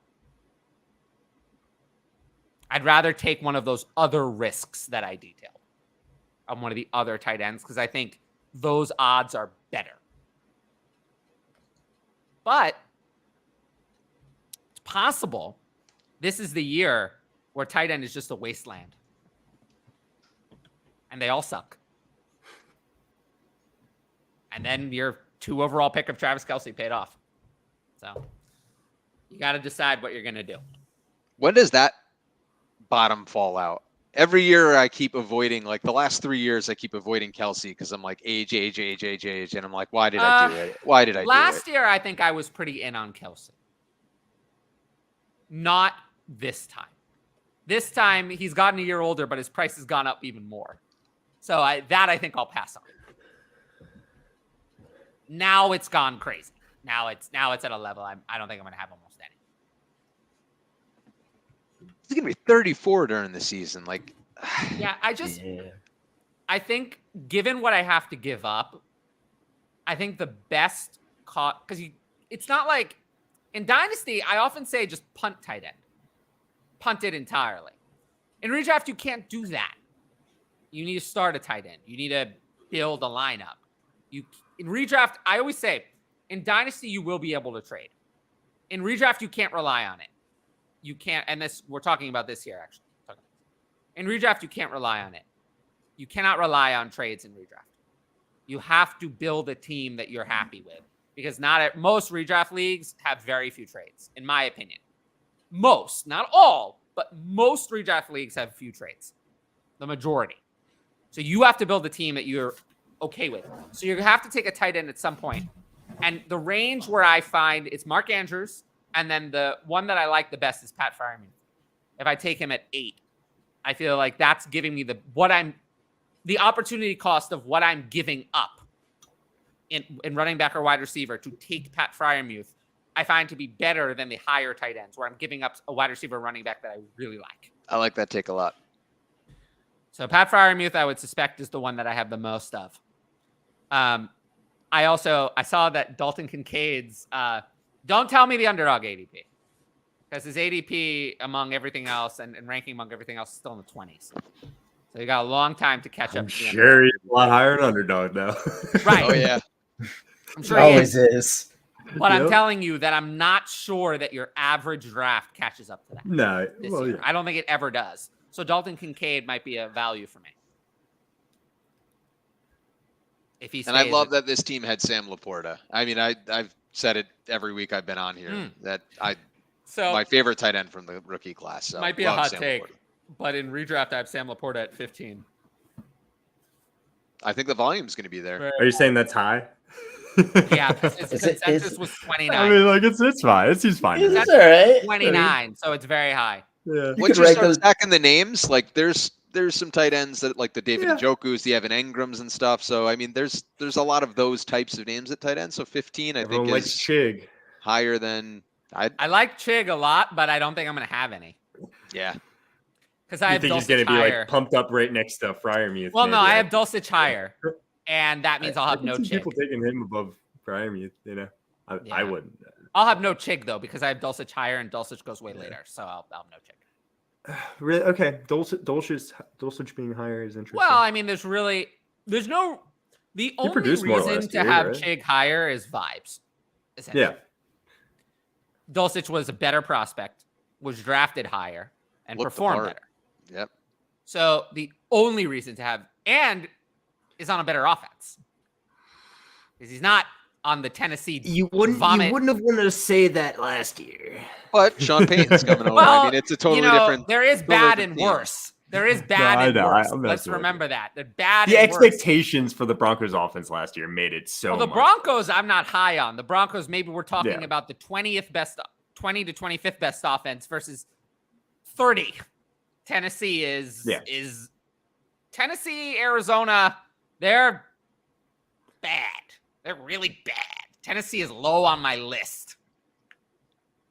I have Ryan Tannehill, quarterback 29. Yeah.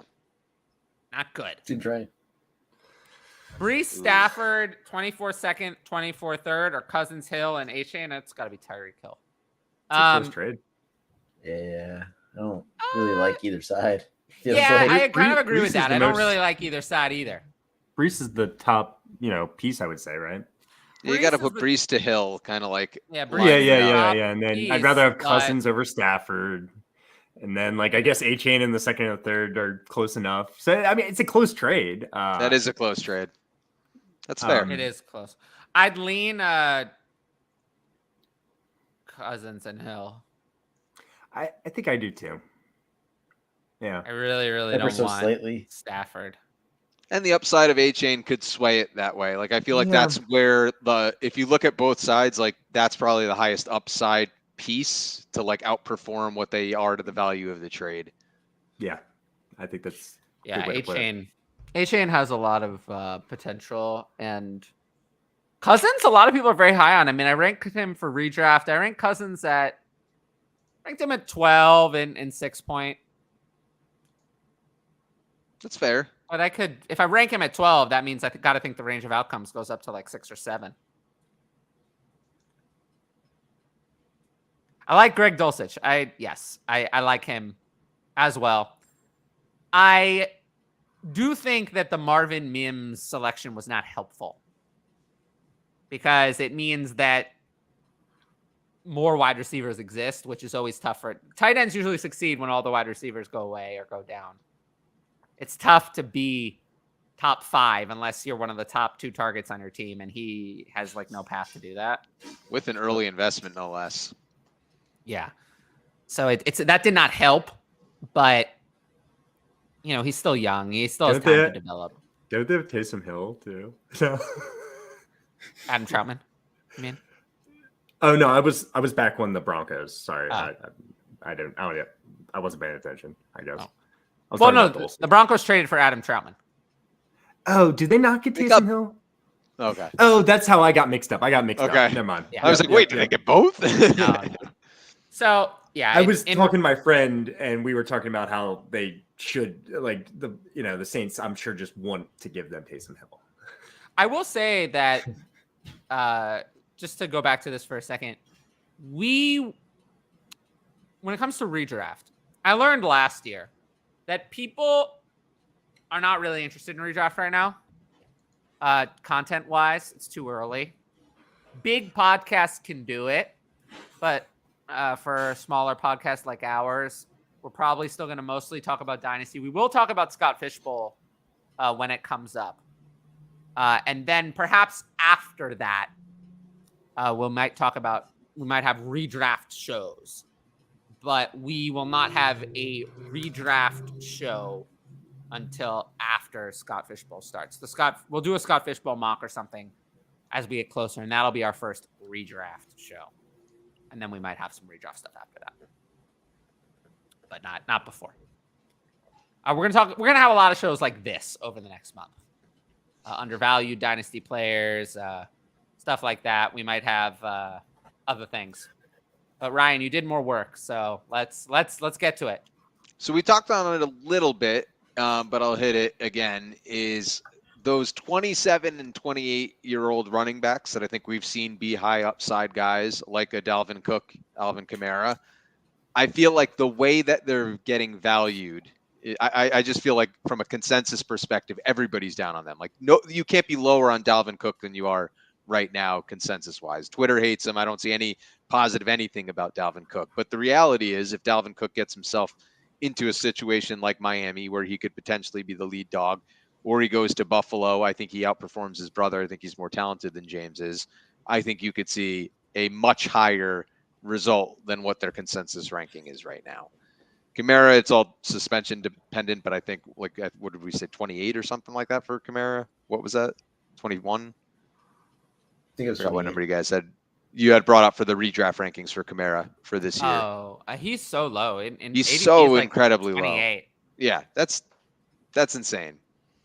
So I feel like those guys still have enough in the tank. I'm not big on them on Dynasty, obviously, but for this year, I think from a consensus perspective, they're totally undervalued. You And guys, some I think, of them are undervalued. Dalvin Cook's not one of them.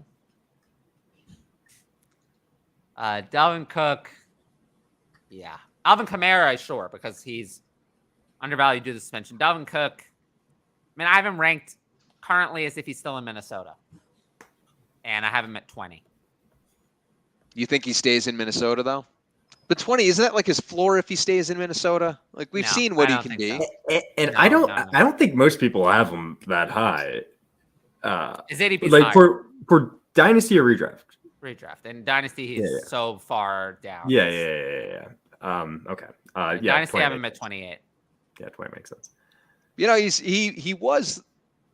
I think people don't realize how bad that run blocking unit was, though, last year in Minnesota. So if he could get out of Minnesota, I think it would be massive upside for him, because 6th in yards after contact last year per attempt behind like Barkley, CMC, Eckler, really high list of names. And then it's Dalvin Cook. He's still a very talented running back. I mean, I'm an FSU guy, so there's probably a little bias, but like, Tad. I but think I just that- go ahead. Yeah. I think that It's more likely than people want to admit that he stays in Minnesota. And I have heard from the Minnesota situation that things will change this year. That if he stays, it'll be far different than what we saw in the past. And I'm inclined to believe it. Well, I think you're saying Madison gets more carries than Cook. He overtakes him. I think that the roles will change. I think that Dalvin Cook will see significantly less work and will be used more in an explosive role, as he's still more explosive than Alexander Madison. 100%. But giving Dalvin Cook was a disaster last year on the grinded out carries. I think he had the most carries for a loss of any running back. And it's not just the offensive line. He didn't perform very well on those carries. So they're going to find new ways to use him in space, but the workload has to come down because he's just worn out. He hit a wall. He hit that carry wall. But is it also that it was like they were 25th in non-blocking DVOA, they were 31st in stuff rate? Like it just. But he didn't perform well on those runs, though. He didn't make a lot out of what he had. So that was kind of the problem. He did very well on a few explosive runs, but he really did very poorly in breaking out. You know, other running backs might have been able to do that, but running up the middle, he really just didn't do it. He didn't do it anymore. Where are you if he goes to Buffalo or Miami? Ooh, Buffalo's bad. Buffalo's very bad. I don't want that. Buffalo would be worse than now. Buffalo would be a downgrade. I'd rather lower than 20 because I have James Cook at like 25, and I think it's the kind of thing where I'd rather have, despite the fact that Dalvin Cook is better, I'd rather have James get everything or everything of what's left over Dalvin come in and get more, but a lower overall total percentage. That's not going to help. Buffalo's terrible. That's one of the worst landing spots. But Dalvin was one of the most efficient running backs at converting in touchdown goal line situations. So I feel like you put him on an offense like Buffalo, better offensive line, a higher octane offense. I think there's upside there. I think he would overtake James Cook if he went over there. Like James Cook falls off the radar to me if Dalvin's there. I just don't see the point in Buffalo. He doesn't really fit given what he has left. The place he makes sense is I don't think it'll go well in Buffalo. Yeah. I think it'll be like Todd Gurley on the Falcons. And if Todd Gurley was only relevant because he scored 12 rushing touchdowns, then that's not going to happen with Josh Allen there. So I'll pass on Dalvin Cook on the Bills entirely. The Dolphins would be nice. The Dolphins are the only place I think Dalvin Cook can go and still be an RB1. I'm not sure he'd hit it, but I think that's the place where he has the upside to do it. But the crazy thing is, based off of where he's going consensus-wise, you don't even need him to hit RB1. Like high-end RB2, he's outperforming where he's getting drafted. So that's why when we talk about like outperforming their consensus, like that's a name that to me has the problem is that the majority of landing spots I feel like are a downgrade. For me, Buffalo's a downgrade, not an upgrade over Minnesota. I'd rather him stay in Minnesota because we know in Minnesota he's not going to be phased out entirely. In Buffalo, we have no idea what they would do. Dallas was bandied about today. That is not an upgrade. That is a downgrade. He's going from being a starter to being a backup. Yeah, I was about to say that. And Taking the Zeke yeah, spot. and that role is not going to score 13 touchdowns again. No, the Zeke role would not be. That's a bad spot. Yeah, that's bad. And that the two that were rumored today were the Cowboys and the Jets. Oh, the Jets are also not an I've heard upgrade. Jets talk. The Jets are not an upgrade. That would be weird. Unless Brees isn't I was healthy. told from a very reliable injury. A little birdie? Not a little birdie. Okay, This injury analyst. Very reliable that Brees Hall will absolutely play week 1. There's no doubt in his mind. Zero doubt. Videos look good this week. There's zero doubt in his mind that Brees Hall will play week 1. So if Dalvin Cook goes to the Jets, it's not as a starter. It's as a backup. Ring chasing, I suppose. So that's not an upgrade either. So that's actually the concern. If you're looking, my rank in redraft is not ranking. That's what I always say about my redraft ranks. They're different. They're not really for best ball. They're as I said earlier, they're ranking what the situation is now. Outside of someone like DeAndre Hopkins, where I had to rank him somewhere. I just put him in there, but whatever. For someone like Dalvin Cook, we're ranking what it is now. So I have him at 20. But I think the majority of landing spots actually have him lower. So that's why I'm not that interested if I'm doing like a best ball draft and drafting Dalvin Cook. If he goes to the Cowboys, like, goes to Jets. I'm like, well, I just set a pick on fire that I could have used on a valuable wide receiver in that range. It's not like he's going nowhere. Like, it's not like he's going at RB 30. You're giving up something valuable to take him. Can't do it. Can't do it in redraft and dynasty. Forget it. I just don't draft players like that. Kamara is like the one exception. Kamara I'd consider because he's even later than Cook in dynasty and has way more upside. It's wild. Alvin Kamara didn't look washed. That's the other thing. I don't think Dalvin Cook is washed either, but he was in decline, whereas Alvin Kamara still looked good.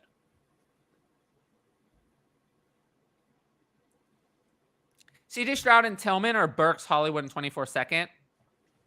Oh, it's CJ Stroud. Yeah, CJ Stroud. Yeah, I'd rather have Stroud than the whole other side, forgetting about Tillman.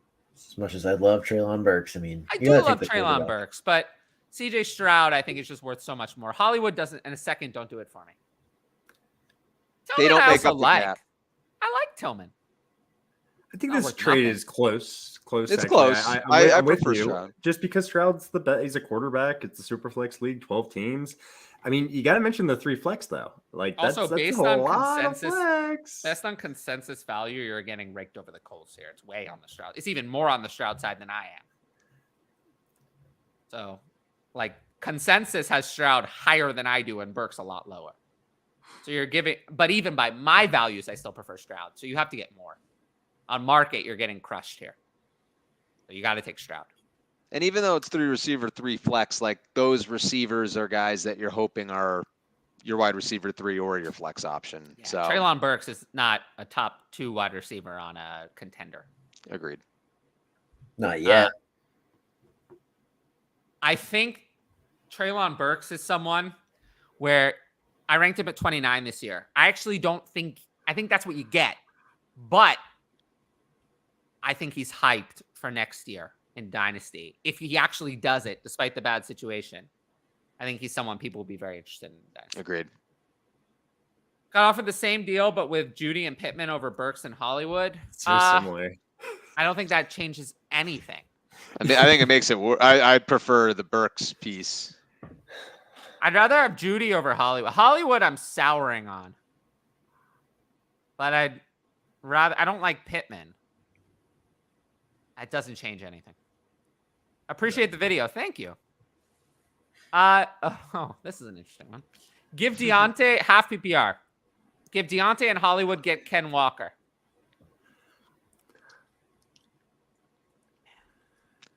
Brutal. This is brutal. I still can't decide exactly how I value Kenneth Walker, to be honest with you. You know, that's where I stand. You can't I know. That's really the thing. It's hard to know. Half PPR makes this easier, though. I'll take Ken Walker. Deontay Johnson in half PPR is a downgrade over PPR. Walker's the best player in that trade too, so I feel like I'd prefer Walker. I think now the risk obviously is there with Charbonnet, like we talked about before, but I think we saw enough from Walker and he ate with those explosive plays. Even if the opportunities come down, I still think he's good in half PPR. Deontay Johnson just scares me, and even in redraft, I ranked Deontay Johnson at 30. Yeah, Pickens over him? No. Okay. Pickens even lower. No, that makes sense. I have Pickens at 34. Yeah, Pickens. PPR, like I'm gonna take Johnson. Yeah,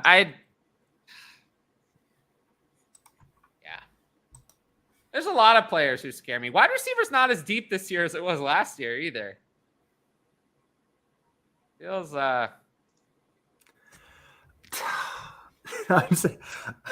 It falls off a cliff early though. But you're still working through. No, I'm gonna take Ken Walker. But yeah, you know who I noticed is going to be worried about him. My wide receiver I'm going to have in every league, redraft league this year? Who do you think it is? The wide receiver you're gonna have in every redraft league this year. Yeah, there's one who's like value makes no sense. Well, we already talked about Burks.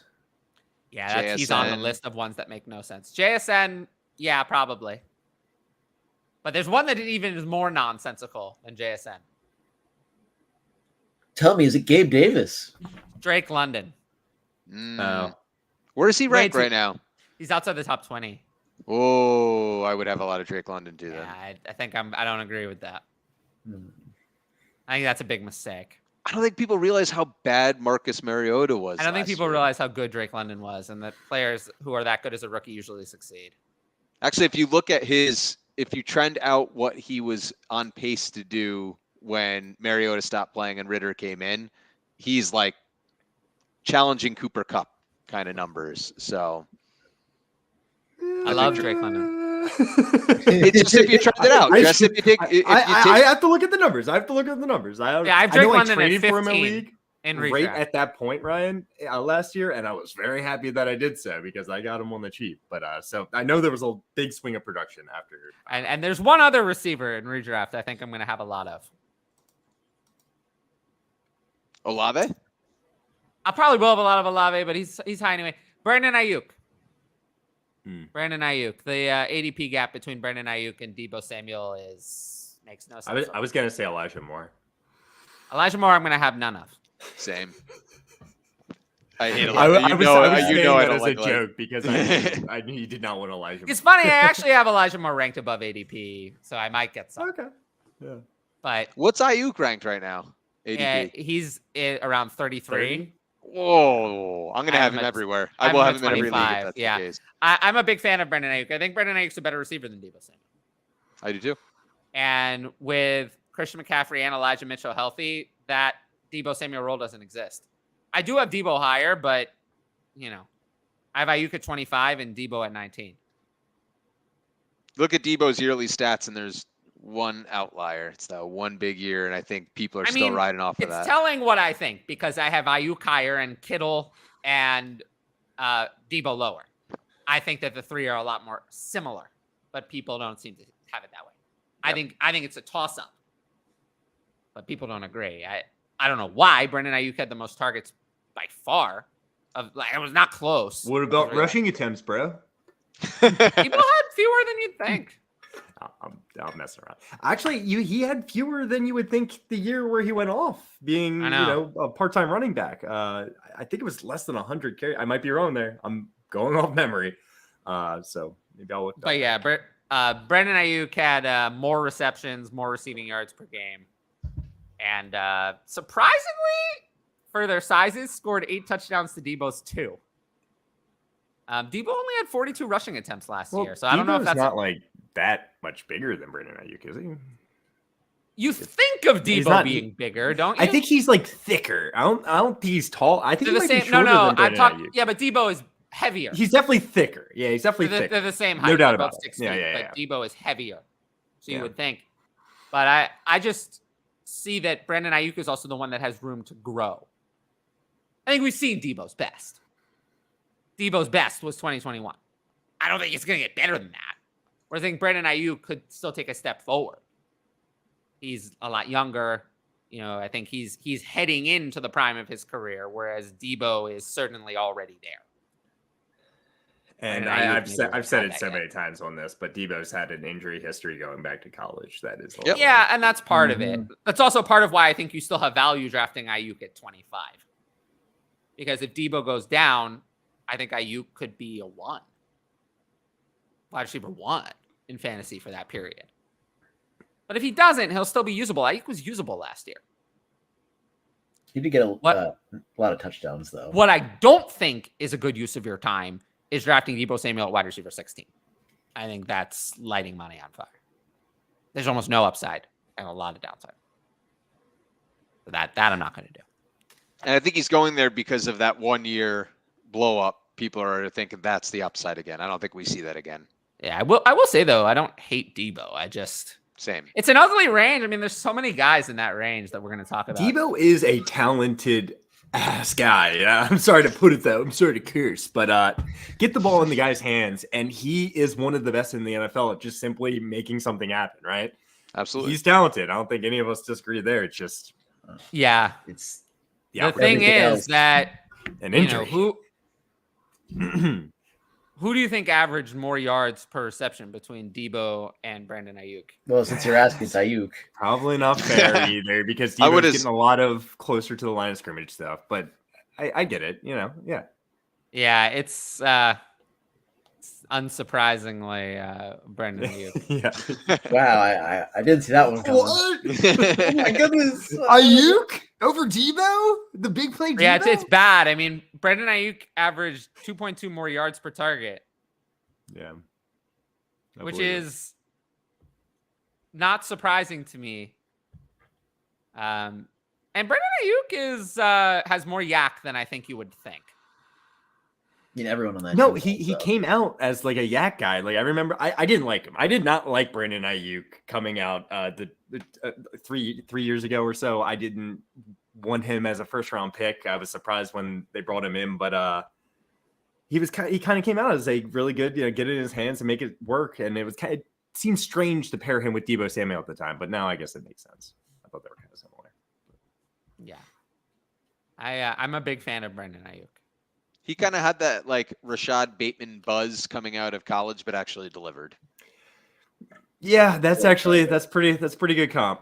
That's yeah. dunking on a Ravens fan Yeah. right there, right? That's Yeah. dunking on a Ravens fan. And I didn't love the Rashad Bateman pick at the time either. So, yeah, I understand. Give Lamb, Gallup, get CMC, Hopkins.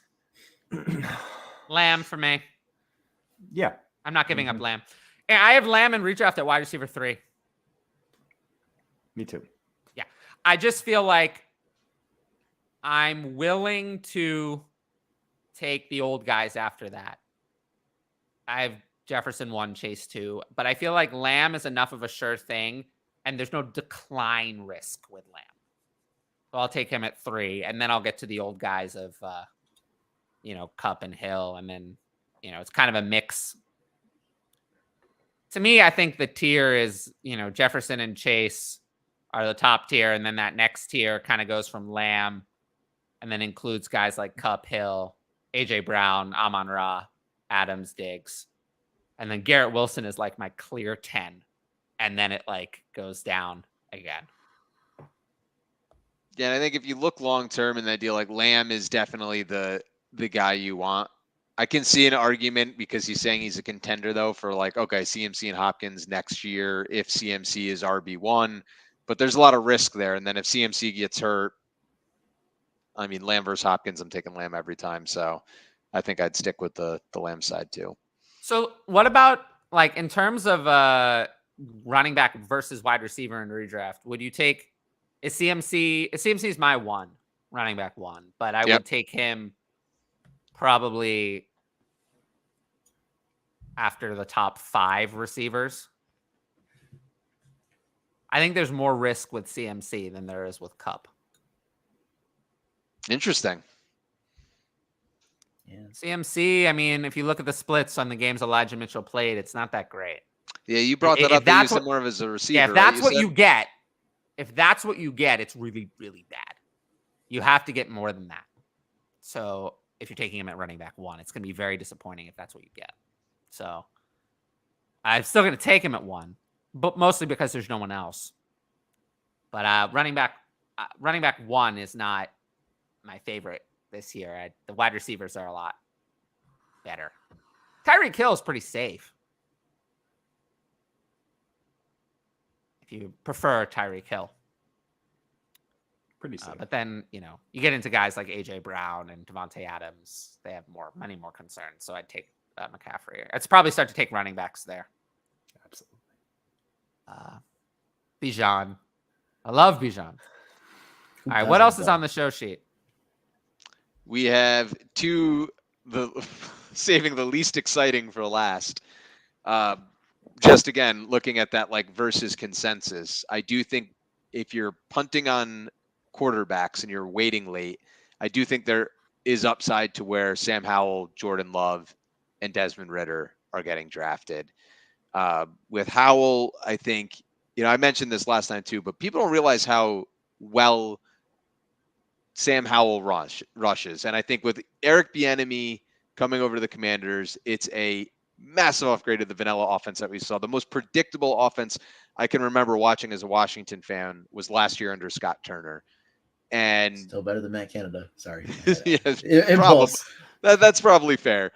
But Sam Howell, I mean, people don't realize he had a season in college where he had 828 yards rushing with 11 touchdowns. Like, that's better than anything Richardson's ever put up stats wise as a rusher. And I think people don't look at Sam Howell as that guy that has legs. So I think that piece of his game is being highly discounted, and I think Bieniemy's going to get creative with that. Then I think Desmond Ridder is a guy that still excites me because of how bad Marcus Mariota was again last year. And I think from a fantasy upside perspective, I think he just has that opportunity with Kyle Pitts, with Drake London. I think the upside's there. And there were a couple interesting things that I was looking at as far as like stretch the field offense when it comes to the Falcons. And that team was Marcus Mariota was just a very inaccurate passer to them, because if you look at the yards per completion for quarterbacks that started for 12 plus games, you had Tua, Mahomes, Hurts, and right up there with them was Marcus Mariota. And I think you look at the Falcons offense, you view them as anemic because they were having that stretch the field offense with the quarterback that didn't succeed with that, with Marcus Mariota. I think Desmond Ridder brings that upside with that talent that they have. And I think Bijan's just going to open it up even more for them. So to me, Desmond Ridder is a guy that if I want a late quarterback, I'm in a 2-quarterback league. I like that pick. Now, I know you're not high on him. Yeah. Well, yeah, I'm not high on them at all. The problem is in Dynasty is where they're going. Here are the players that went directly after Jordan Love in the last Superflex ADP. One spot after Jackson Smith and Jigba. This is already a big problem. Yeah. That's already a big problem. So that's next, Josh Jacobs. I would rather have Josh You're going to Jacobs. see better values with the other two, though. What about Jared Goff? I would rather have Jared Goff over Jordan Love as well. Jordan Love hasn't done anything. We at least know Jared Goff is good. Then Austin Eckler and Devontae Adams, I can understand if you don't want them. But other players, Michael Pittman, Jordan Addison are after Jordan Love. I don't know. I'll be honest, I didn't realize the consensus on Jordan Love was that high. It is, and it's ridiculous, which is why I have no interest in Jordan Love. But the other two, they're a lot lower for sure. Yeah, Ridder and They Howell, are. I think, They offer are. the upside. Okay, let's review. Here's who's available after Desmond Ridder. After Desmond Ridder, this. you could have Mac Jones. I don't understand why I'd rather have Desmond Ridder, who went in the 3rd round and was a terrible college prospect compared to a good one, who went in the 1st round, who made the playoffs already in the NFL. I don't get it. I don't get it. That one I just don't understand. Is it the rushing upside plus the weapons? It has to be, but it makes no sense. It makes But no I sense mean, to me. It just, you look at, like, just going back to that, like, yards per completion, those are all high octane offenses. You're having Ridder do that. Mariota was being asked to do that last year. I think everybody's stats are underinflated a little bit in the Falcons, and then Bijan Robinson comes. So I think where he's going, I'm one of the people that would probably take Ridder over Mac Jones. In Dynasty, I don't get it. Makes no sense to me. I just don't believe that the Patriots believe in Mac Jones. It doesn't matter. Mac Jones is going to get another job. I think Desmond Ridder is benched by week 8. Interesting. So I have zero interest in Desmond Ridder. But let's say you don't like Mac Jones. Can I interest you in other players that are going after Desmond Ridder? What about Jameson Williams?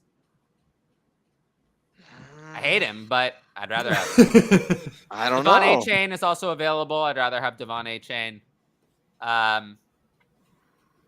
Desmond Ridder is probably the one who's the best priced, but you can also find, James Cook is available after Desmond Ridder. I'd take a chance on James Cook. Dalvin Cook is available after Desmond Ridder. I think Dalvin Cook is That's fantasy because relevant. Dynasty, yeah. I think Dalvin Cook's fantasy relevant longer than Desmond Ridder.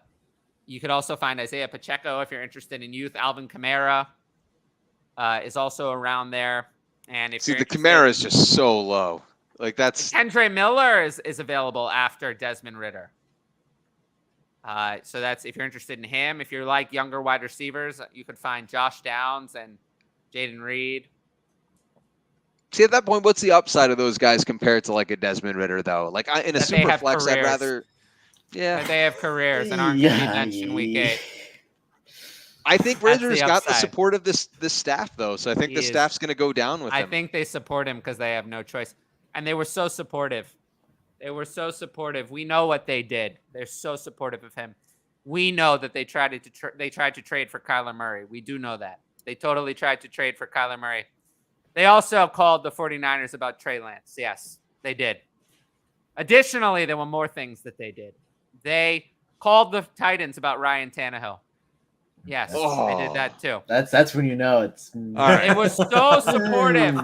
They were so supportive of Desmond Ritter that they did all these things, and that they only stuck with him. Is it Tannehill? Oh God. Huh. Yeah, Well, could they be- Tannehill's where the line's drawn. What's So they were Tannehill's very con- supportive. So they were not so supportive, actually, Expensive. right? When you look at it that way, they weren't so supportive.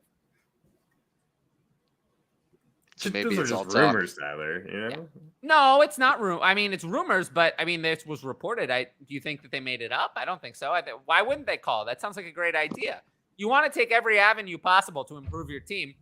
Maybe these were things that they did at some point early in the offseason before free agency opened, before they decided to sign Taylor Heineke. These were avenues that they explored. They decided to go another way, but I can't blame them for calling. So they don't believe in Desmond Ridder. Well, they need a backup. And then Sam Howell, I also don't understand. I mean, He I'm a started one Commanders fan, game. so- He started one game. So did Mahomes' rookie year. What about it? Mahomes was the first round pick. Sam Howell is Should have like, been. I don't get it. And now we're hearing that Sam Howell is in a competition for the starting job. No, that's BS. I Really? can tell you that's BS. That's what it said today. It said so. I don't doubt it that It someone said it. put it out there. It I said doubt it. that it's real. Well, we'll see.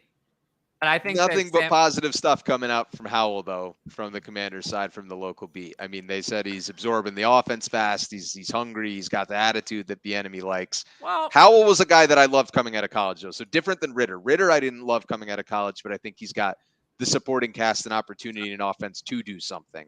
Howell's a guy I did believe in coming out of college.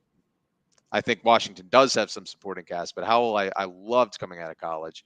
I thought he was at worst, early 2 in the draft. well, Vegas says that Sam Howell is only a minus 130 favorite to start week 1. Jacoby Brissett's plus 130, which says there's about a 40% chance that Jacoby Brissett starts week 1. Free I'm gonna throw cash. some money on that.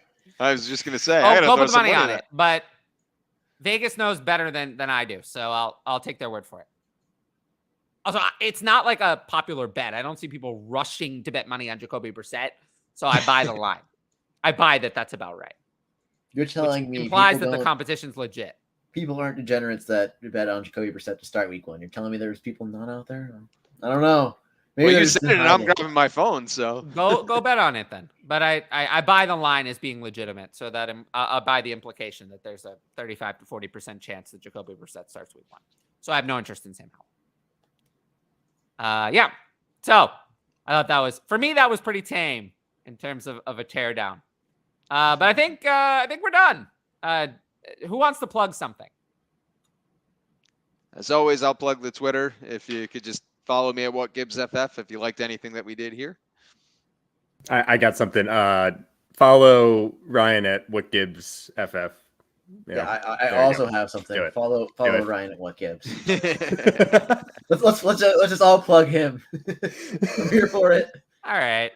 Well, I will say that all of my co-hosts are great. They're doing a lot of great things. You should follow them, even though 2 of the 3 of them are refusing to promote themselves. I would promote them. I would say very good things are happening.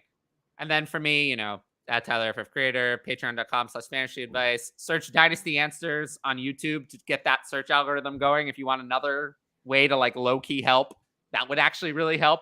Search Dynasty Answers and click on my channel from the search. I tried it on private browsing. It does work. So just do that. That's a low-key way to help me if you're looking for another way to support the channel. But until next time, I appreciate the super chat as well. And yeah, I'll Thursday, 2 p.m. Eastern, Conan and I trivia video is dropping. And next week, 7:30 p.m. Eastern again. Peace.